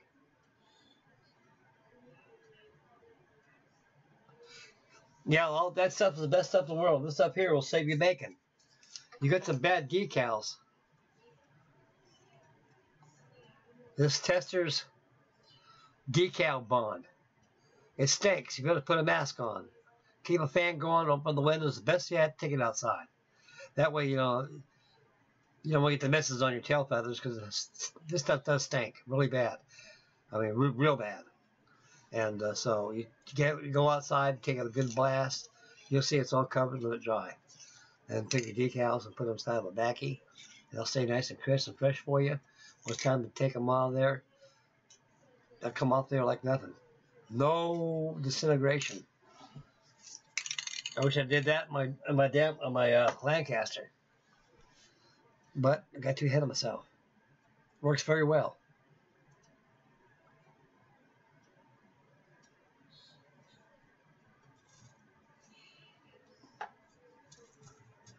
Yes, I'll give me a fresh cigar.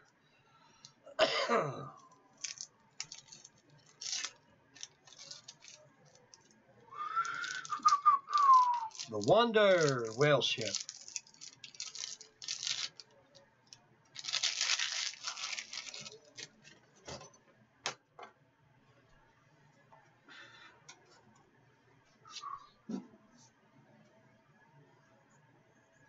Urethane clear coat's very good.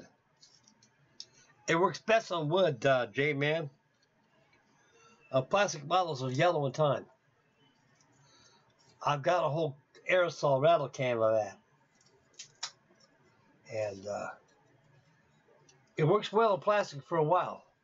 But as time goes by, it starts yellowing. I did that to my PDY. Let me show you something.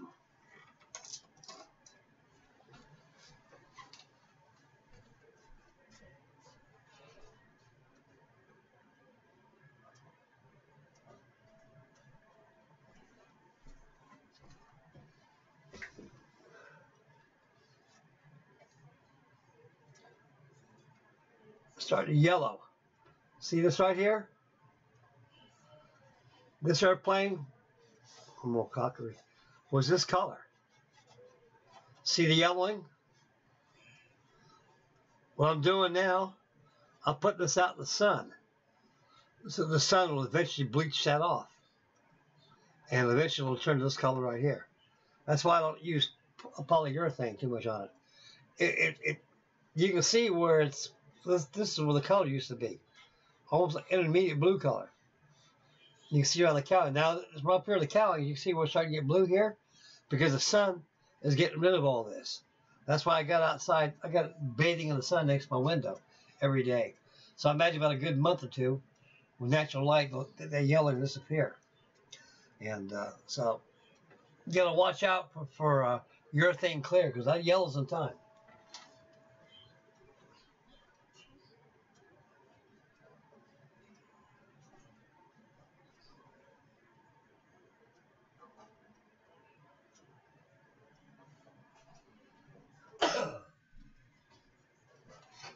Yeah.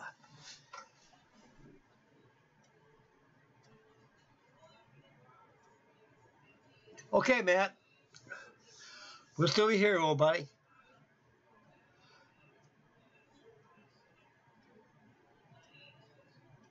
There you go, buddy. I got me a fresh cigar. And I'm going to like this bad boy, too.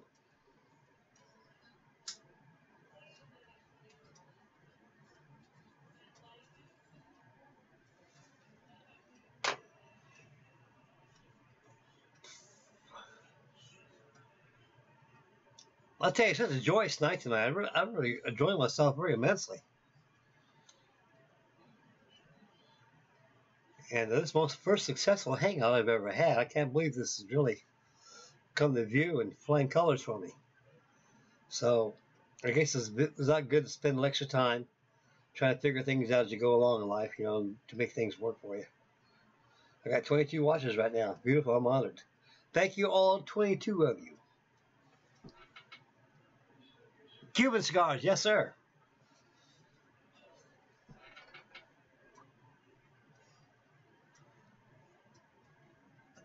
I don't know if the camera will pick it up. I tell you, it's for a webcam. This thing does a very good job for this computer right here.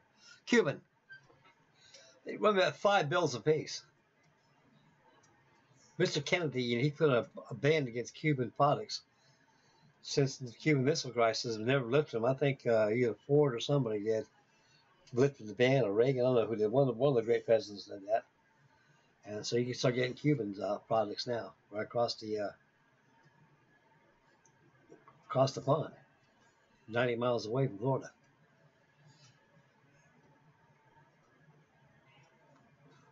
I'd like to have a beer with you guys, but well, Frankie D don't drink no more. I haven't drank a beer in about 15 years. I haven't drank nothing in 15 years. I decided to call it quits. It wasn't because I was having problems or anything. It's just the idea. The fact is, I think I drank too much in my lifetime, and it's about time to call it quits. So eventually you will stop. And something else supersedes drinking when you quit drinking. Candy bars. Something sweet. My wife says, "Why is that?" I said, "I'll tell you what it is, Ruth. It's because it has sugar in it. All alcohol has sugar. That's the addicting of it. Alcohol is the sugar. Of course, the buzz comes with it, but somehow your body gets confused and needs some sugar in it all the time, so you won't overdo it. I don't hardly drink Coke. I say wait pop. I like tea.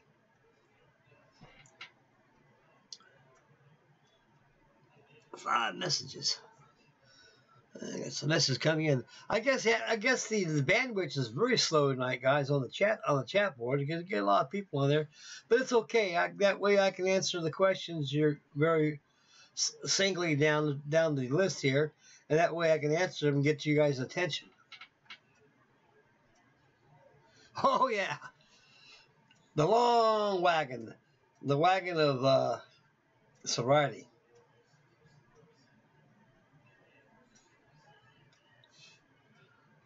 And that's fine. I drink a lot in my lifetime. I think we all have.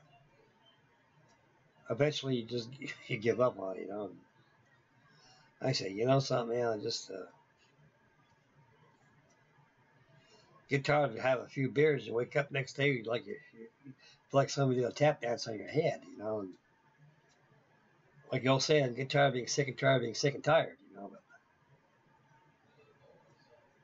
I may have drank a lot of the time, but I never let it get away my family problems or anything like that. I've never had a DUI, never got arrested. Came close a couple of times.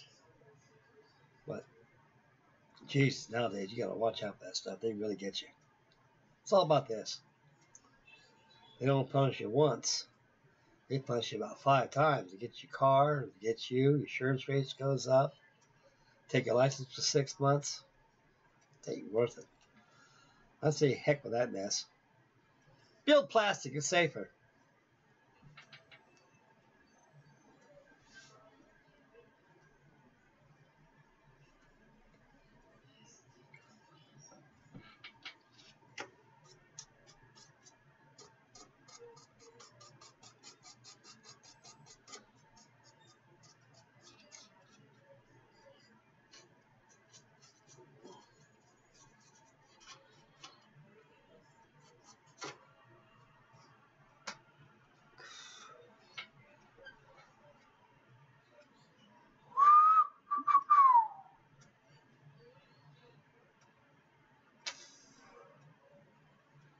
Yes, sir.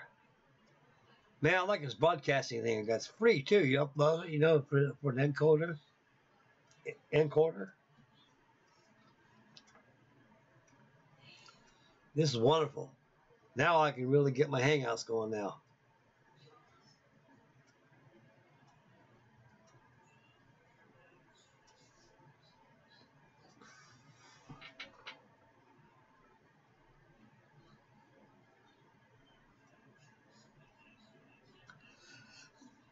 Yeah, Matt, this is what I got, brother. He's all Cuban right here. There you go, see it? Cuban. These are good cigars. No cardboard fillers, these bad boys. These things old tobacco all the way. They're strong, they're harsh. You gotta be very, very careful. You don't inhale them too darn much and turn your lungs into a couple worn out saddlebags.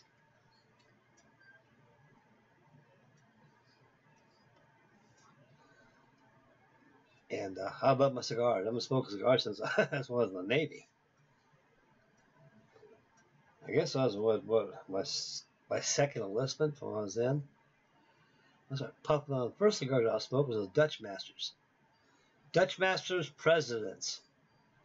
I love them things.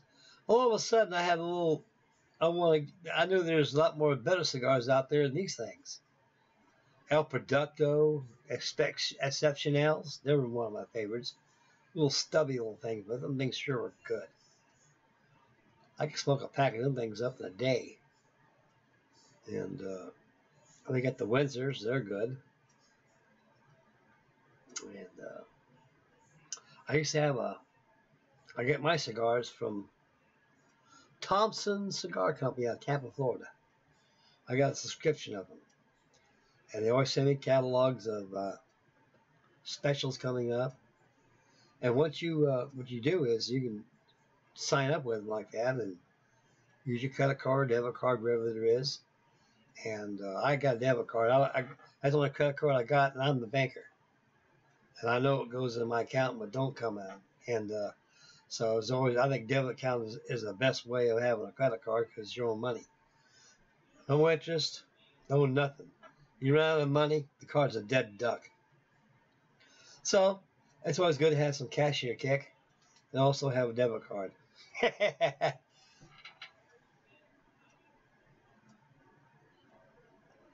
Yes, I have, Jay, man. I saw a UFO back in 1981. Is when I moved from California to Ohio. When I got out of the Navy. Route 66, Interstate 40, up there by Kingdom, Arizona.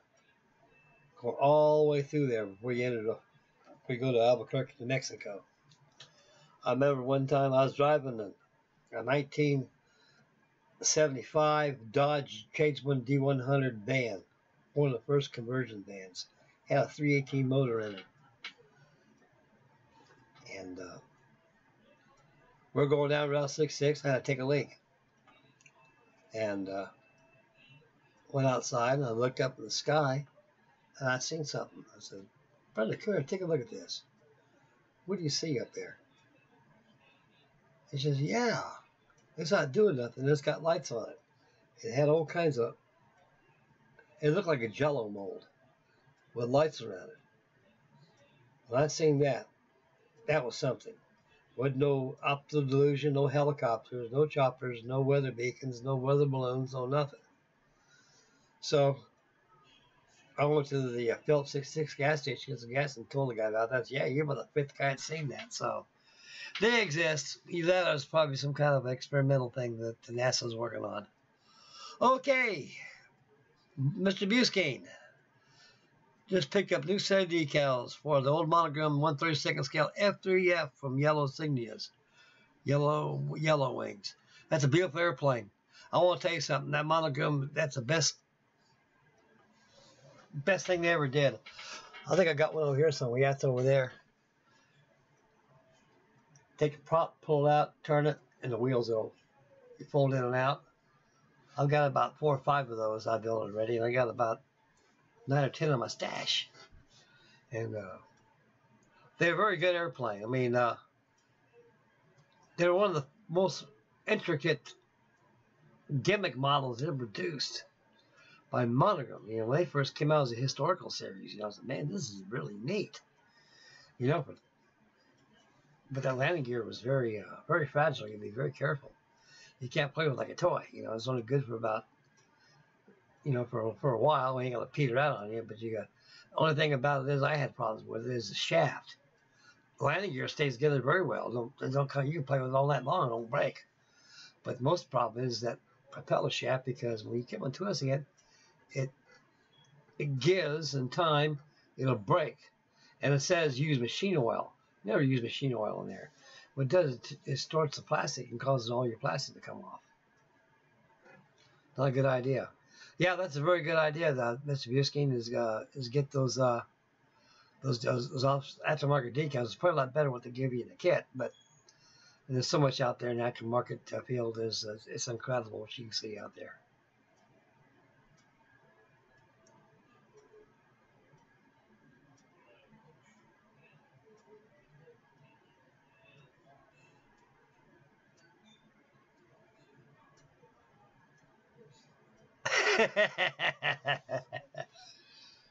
I love the smell of diesel.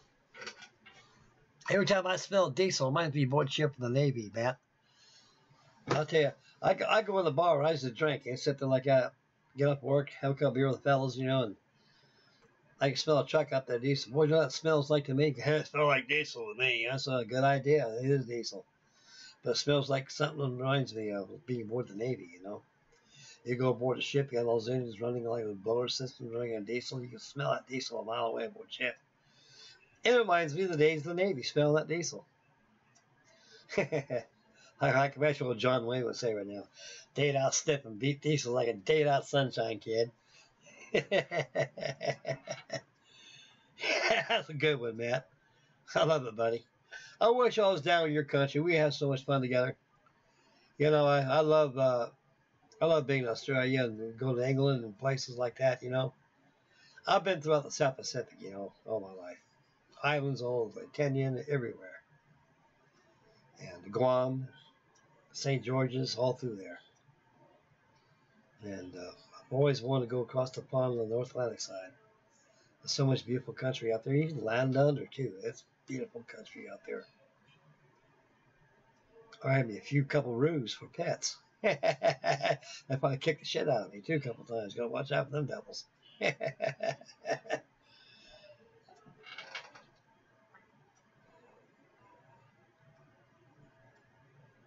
Yeah.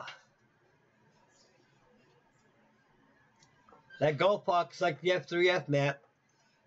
It came out before the F3F did. I've got that kit too. Matter of fact, I think I made a video of that on my YouTube. That's a beautiful kit. I mean, that's a model you just can't stop building. It's good to come and once in a while to build one of those little things. There's so much history behind those old squirts. It's a beautiful kit.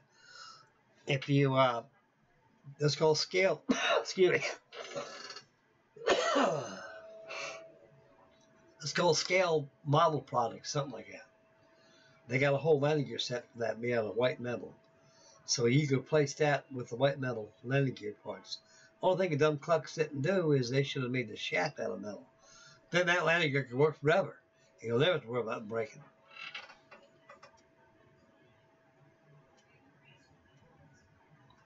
Man, thanks, Matt. You never know. I'm a man of mystery. I may not be knocking on your door one of these days. With a stash full of models. You're going to help me build them. Thanks, buddy. Thank you.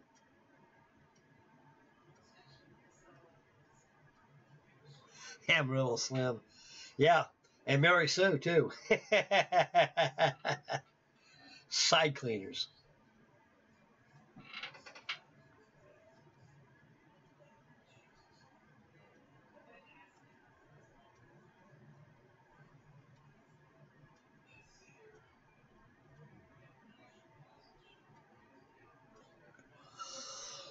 Yeah, Bob. I imagine those aftermarket decals to give you a lot of selection of squadrons, especially air stations like Anacostia. Excuse me, guys. I got an itchy throat.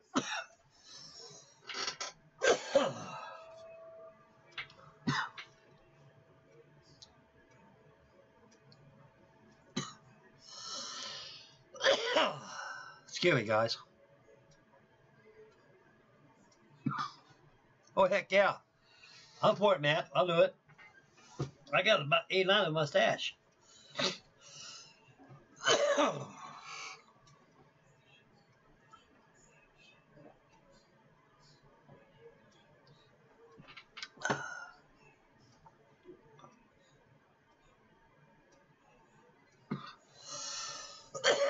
Yeah. Make a diorama. I can make a carrier diorama. USS Saratoga. I gotta get going on that too. I gotta get that going, get that Lexington group bill going on, and get her finished up. Excuse me, fellas. So I swallowed something down the wrong way or something a while ago. Wasn't smoke. Yeah, I can get better now. I tell you what, the sinus is actually very bad in a while, you know. And you get that post-nasal drip that goes right behind the throat. That's what's caused me to cough a lot. Well, I'm all alone. Boy, living out here is like living in a mason jar. Somebody takes a big old jar, opens it up, blows smoke, put the lid on. You're at the bottom of that jar. That's how it is out here. You wonder everybody's got respiratory problems. Very bad air out here.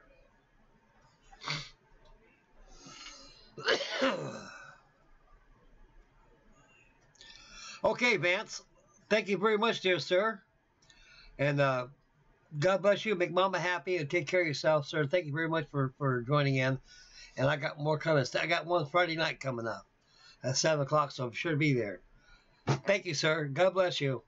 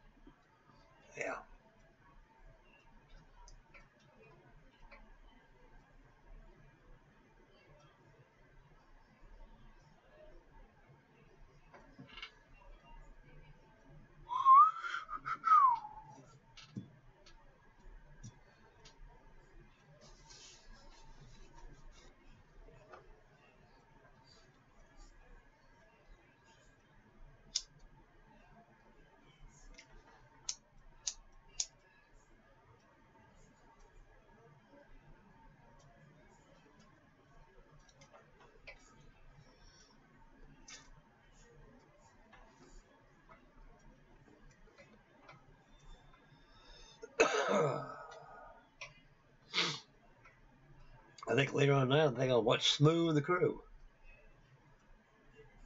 Colin and the Smooth. I like watching those fellas. Those guys, sometimes those guys have a bad case of insomnia sometimes, you know, and last night I watched those guys about 6 hours last night. They make these hangouts for 7, 8 hours, and they more or less base it on themselves, you know, because the poor fellas, you know, they got insomnia and they're up all night long, and they got nothing better to do but build a model and hang out, you know. That's about the way I would do it too. And of course, you get stragglers who come and watch and you can join in, and that's what I do once in a while. Great bunch of fellas. You got Mark, Sprue. He's in there all the time, and he does a beautiful job. All his work is excellent. All their work is excellent.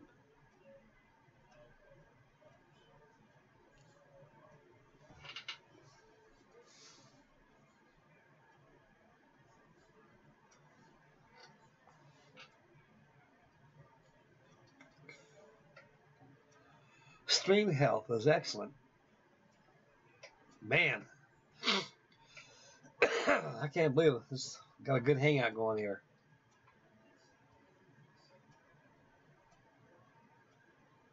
Like I said, guys, I wasn't expecting to make this hangout. You know, I just kind of tinkering around a little bit. And I said, look, let's try this hangout jazz one again.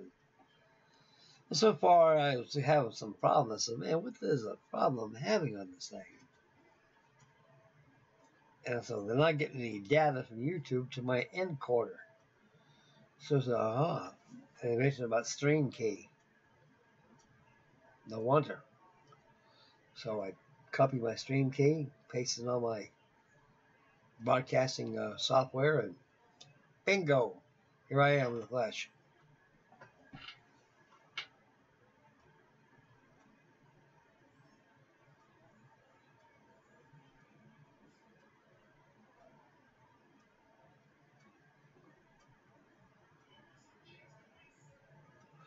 What's that, Matt? What kind of, like what in general, buddy?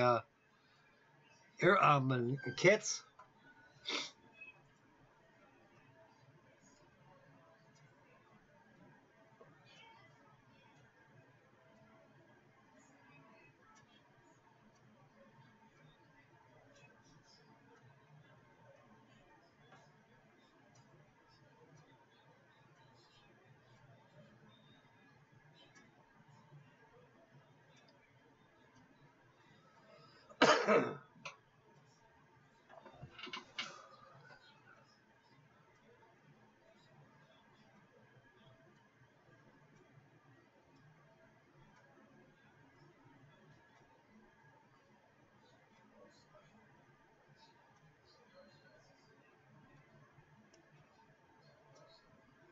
Oh, they were working on motorcycles. Yeah, those racing bikes, beautiful looking machines. Look like they're very intricate. I mean, they some of the fellows work on airplanes and ships, and Shmoo and Colin, they're working on these motorcycles. I think they're, I don't know what scale, they're about that big. I'd say they're probably about a foot long. Very, it looks like to me they're made out of metal. It reminds me of those old Hubley kits you put together with a screwdriver like that. And it looks like it's made out of metal, resin, and plastic multimedia parts. I saw a set of screwdrivers right there. I gathered this thing is one of those screw together kits. You got to clean them up real good and screw them in. It's very precision. I mean, I assume they're made out of metal and resin. Yeah, they work on those motorcycles. Shmoo was he spends hours, at least 6 hours, preparation, taking the back of a number 11 blade, scrape out the spokes like that on there, clean up all the flash on there and stuff. A lot of work.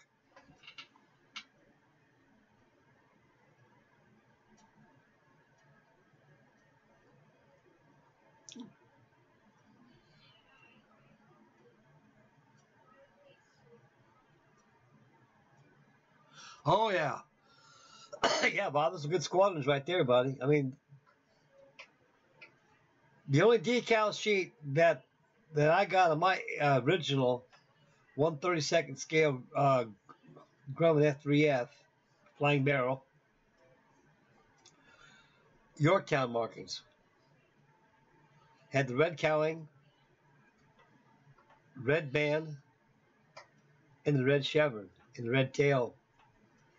The kit actually is bolded in color. The decals, all you gotta do is just paint the tires, and it's done. That's if you don't want to paint it like that, and just build that out of the box. And so the decals I can be able on that kit is from the USS Yorktown. Now, with the aftermarket decals, as you mentioned right there on the chat right there, all kinds of squadrons. You got the USS Yorktown, the Enterprise, and of course you got Marine squadrons. They were all Anacostia, Florida, and the Pensacola, Florida. Even got some in San Diego too that they use as training squadrons. It was a good movie with Errol Flynn, Fred McMurray, Ralph Bellamy, and a couple other old Hollywood actors. The movie was made in 1940. It's called Dive Bomber. Now, if you ever get a CD of that or you have a VCR of that, man, you talk about some real good true scale shots of the colorful yellow wing era of carrier-based aviation. They had the Helldiver on there, the TBD Devastator. They have TBD Devastator at two different color schedules. They had it with the yellow and the silver fuselage, and now they had it all blue, all navy gray, a blue-gray with light gray undersides. And of course, you can see the F3F too. They're starting to paint that color. So at the time of 1940, they knew war was pretty intimate. They start camouflaging their aircraft by using blues and grays.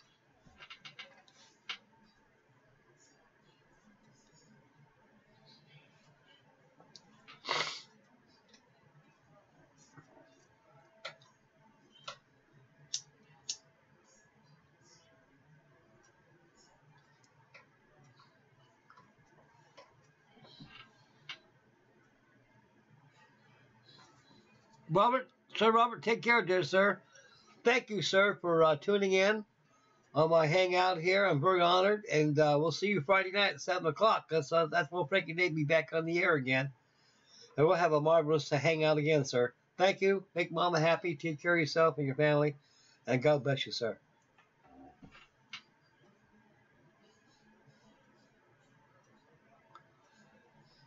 Boy, I'd like to get that. I got a card model of a TBD Devastator in 1/32 scale. Paper. 1/32 scale. I can name about 3 companies in mind to probably make that. Trumpeter, MPH, and Hong Kong models. That's the top 3 right there at a good top price.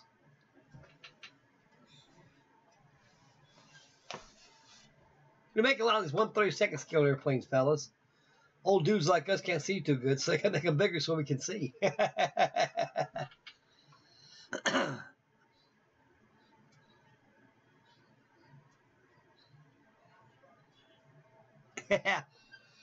He was a wild Australian, old Earl Flynn. Well, he was pretty much a ladies' man back in those days.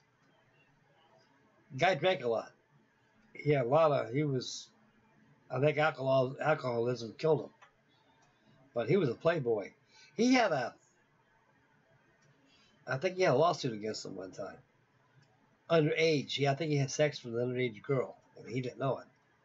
And she kind of blew the whistle on him, and that kind of diminished his career a little bit, but he was a very fine actor.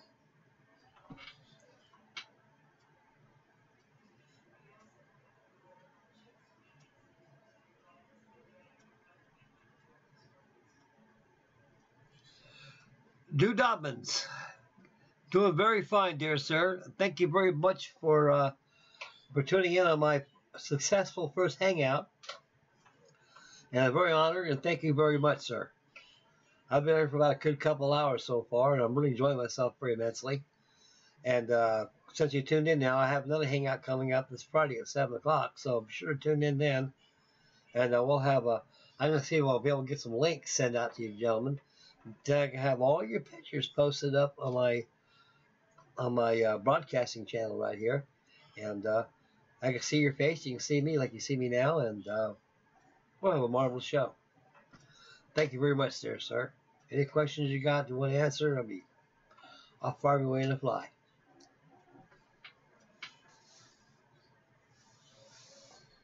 Also, I'm preparing to work on my Willie Victor. I showed this a couple times to the fellas. You probably haven't seen it yet. I'm starting to get ready to do some painting on the de-icer boots on here and get it all squared away. Get it all painted up. I also showed the crew my Wanderer Whaler. I had a couple of my fellows on there that they wanted, hey Frank, what's shaking with that Wanderer Whaler you got? So it's got it right here.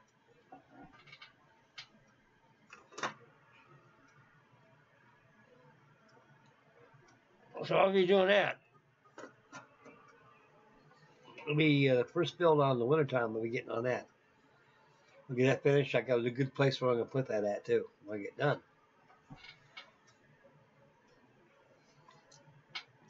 Oh yeah, Hobby Boss 1/32 scale B24. Oh lordy, I wonder how much that thing's going to cost. About $300. More. I've got a card kit of that. Same scale.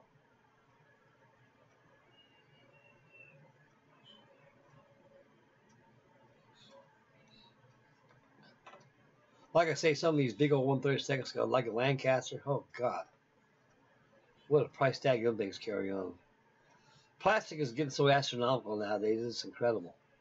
That's one reason why guys like us got one hell of a stash. You know, you get to a situation you price tag, you might be able to afford them more, so you just got you live off your stash pile of what you got.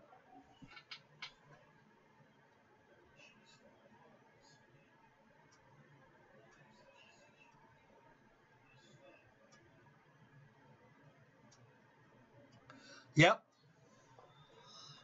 That's all the decals they gave you in that 3F there, Bob. Just like the red bands and everything. They didn't. I think they're reboxing. They're reboxed. Look. Yeah. They're reboxing it. Showed it in flight view. Instead of it laying on the carrier like on yours and mine, on the original box, Revell Germany reboxed it. I think they gave you a different decal on that. I think it was. I think it had a green chevron on it, and the cow was painted green at the bottom. I think the decals are different on it. I don't know. I could be wrong. But all I can remember is that, like you said, it had the red bands on there. Looked like it came from the Yorktown. But I loved them.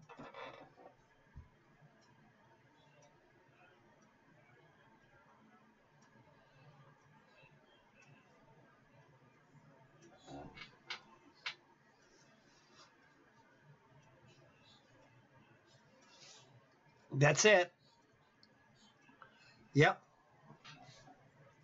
That's it.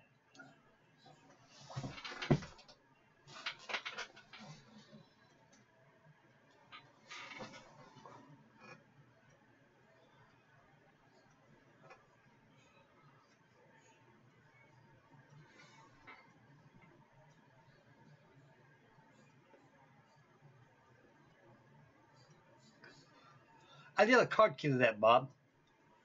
I think I built it on YouTube. I think it's 1/33 scale, 1/32 scale. It's big. There's a few inaccuracies in it, though. I didn't like about the kit. But in general, it's an F3F.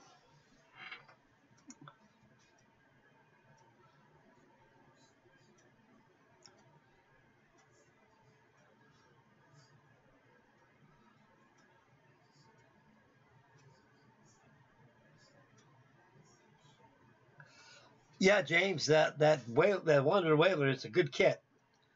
The yards and the sails are all molded as one. Now, what I'm doing mine, as you notice on the yards, if you haven't glued them on yet, on the yard itself, is that if you drill small holes in the bottom, you take wire and make an eye, and take the end with those holes you drilled, you put ACC glue on there. That'll be your stirrups for your foot ropes, to make your foot ropes. The diagram on the instructions are very simple. They shows you how to rig them up. I mean, the thing's foolproof. The rat lines are on the heavy side. They're not plastic. They're out of scale. But overall, when the model's done, it's a classic itself, because it's, once upon a time, it was never regarded as a cumbersome looking model because of the heavy looking rat lines you give you in the kit. But if you chose not to, just go ahead and use a regular, make yourself a jig. So jig, make yourself some rat lines. Make sure that your dead eye's on side your, I'll show you.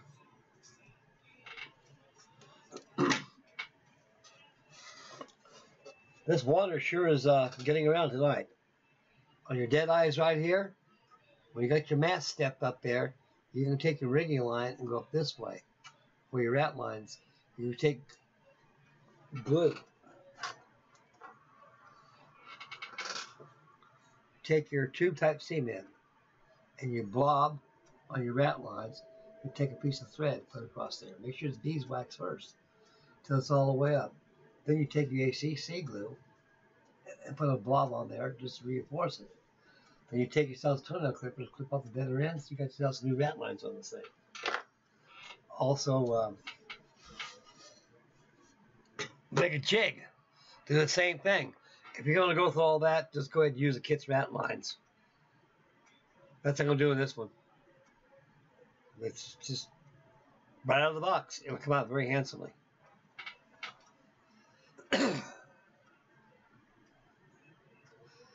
And the whale stand is very nice. You get two big old sperm whales on there. That's the only kit that's of this type everywhere, for the Wander. I've got the Charles Morgan over there by Rain Models. It's calling on me too. I think I'm at the stage of doing the rat lines. Get the rat lines all done. Then I'll start on the running rigging, get the sails all done, yards, and lastly I'll start rigging up the whale boats. So we got a long winter this year, and I'll be working on the Wanderer Whaler and get her finished up.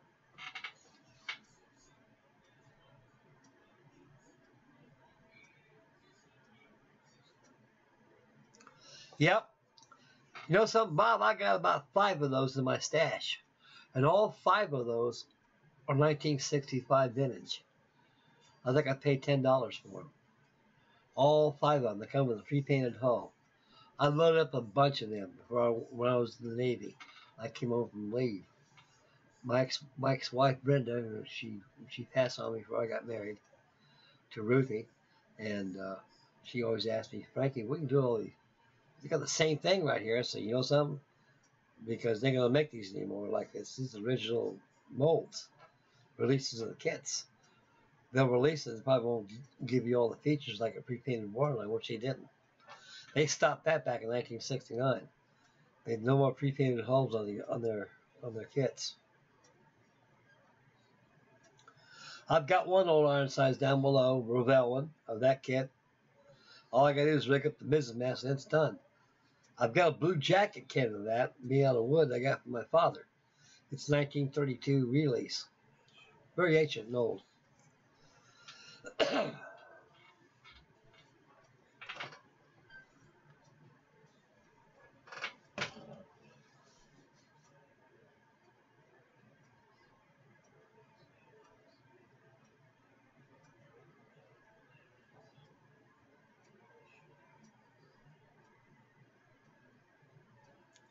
And that kit goes together very well, Bob. You have no problem with it. All those guns right there, you got to rig that gun deck, and it's very simple. All you got to do is lash here, run a line behind your cannon lashings up to the bulkhead. And they got scaled decks you can buy for it, too. If you don't want to paint the decks, by putting black paint on it first, then put tan, and scrape it off the same like the wood planking on there, they got a wooden deck made specifically for that kit. in the Heller H. Smith Victory. So you can substitute that by using that. Again, you know, the yards of mass in that kit are not as bad as the Heller ones. Like I said, the Heller I mentioned earlier in the Hangout, the Heller kit on the yards on that kit and the mast, spanker and bout spreaders, all on the plastic on Heller kits, they're like that on resin. They're very fragile and brittle. And if you snap, it's like a twig. And believe you me, it will not work very good with this plastic, this cement, or this, or this. Once it's busted, all the strength and integrity is gone. So best thing to do is depends how much mercury you want. You want to build a nice looking kit. What you got to do is just replace all the yards and the mass with wood dowling. Using the dimensions of the yards on there and stuff on there, and it'll be all done.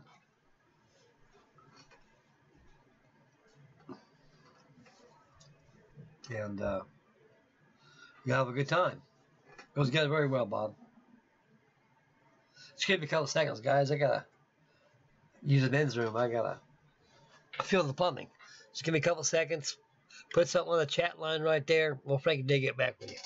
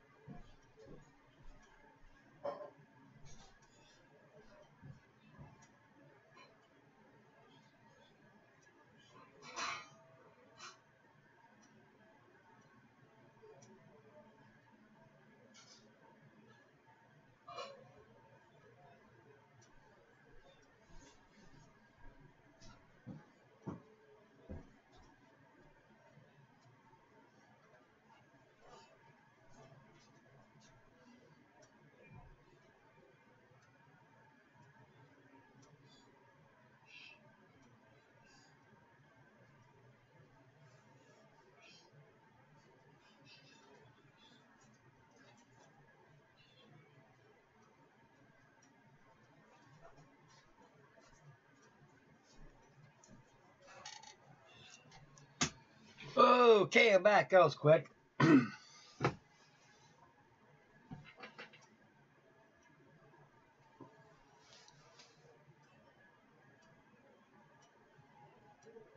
Well, guys, I'll tell you what I'm going to do. Well, Frank D's going to get on this conning and get this thing painted up. So I get the final bill for you tomorrow. And call the video a night. And my Hangout.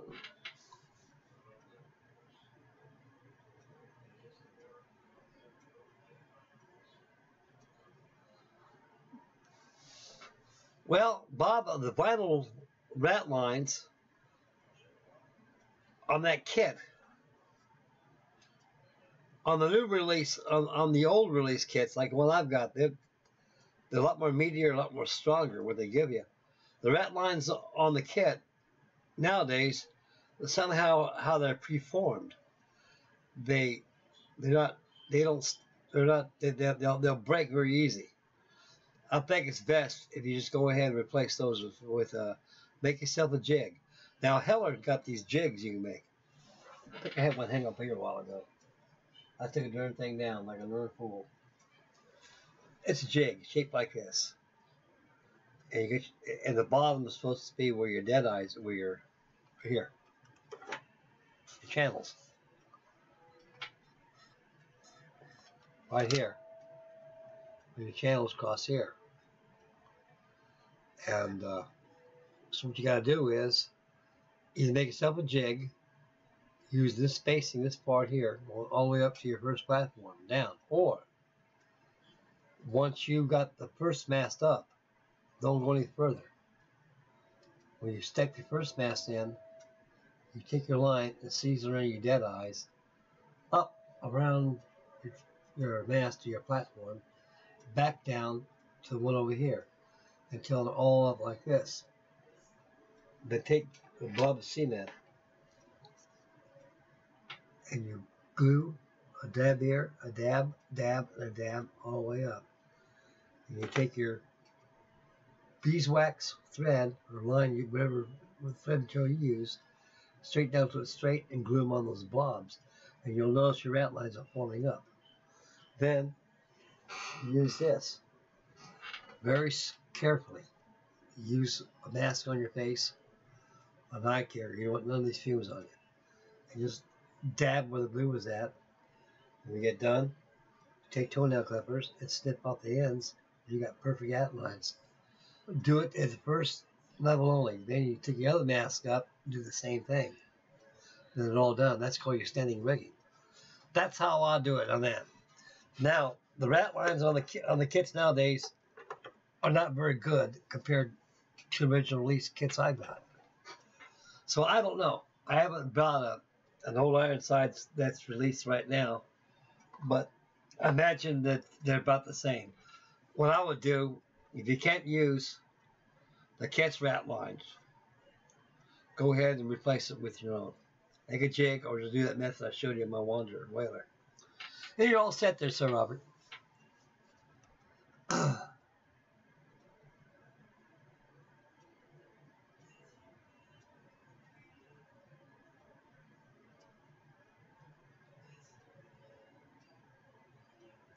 Yeah, those sails will split on you, buddy. They will with time, especially subject to sunshine. If it's I've never had any problem with sails. Now the one Ironsides I've got, like I told Mr. Bob Busking a while ago, Matt. I think I got about 5 or 6 of those old Ironsides kits. But these are 1965 issues. These are the first releases of the kits. Come with a pre-painted hull. The rat lines are very strong, and they hold together when you attach them to your model. But then they start coming out with ones with the sails back in the later 60s. And I've never had any problems splitting sails. And they start splitting them just because they've probably been out in the sunshine, or I don't know. Just kind of plastic they use nowadays. Now, when they make plastic nowadays, these old kits, they're not too generous with plastic materials nowadays. Now, this is true. Yes, Bob, they do that. Matt, best thing you need to do, sir, is get yourself a company out there to make sales these things. There are some aftermarket companies out there will sell sales like that. Either that, cut your sales out, and use it as a pattern, and use paper, like parchment paper, not parchment paper, but regular like A1 paper, like typing paper. Be using cornstarch with a spritzer and water. You can take the paper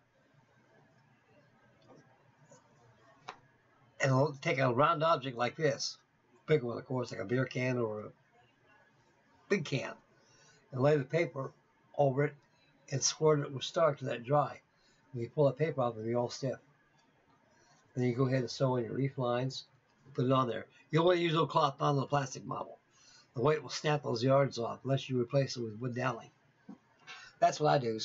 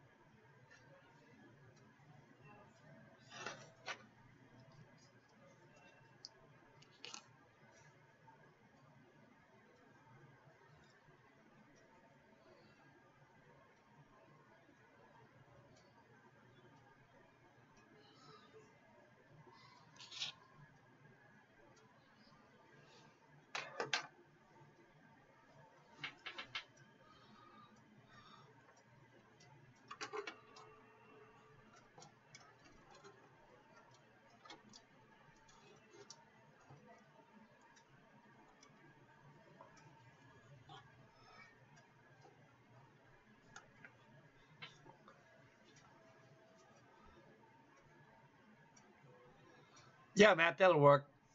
You'll find out that it works very well. What you can do is when it dries over that form you got, take yourself a pencil. You can draw course lines of themselves, represent where reef points are at, and sew your reef points on it, and you got a perfect sail there. I'll be right back, guys. I'm gonna check on something. Give me a couple seconds, John. Guys, excuse me, getting back up now all the time. Telling everybody else about me. I know you talk about me.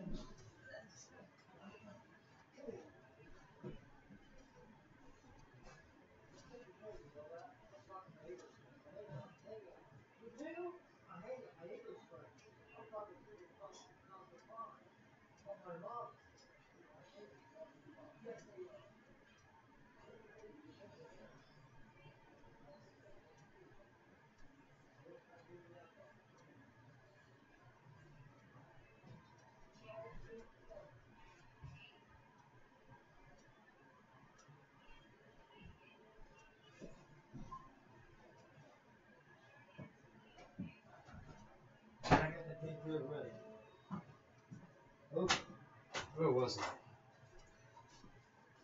Oh, boy.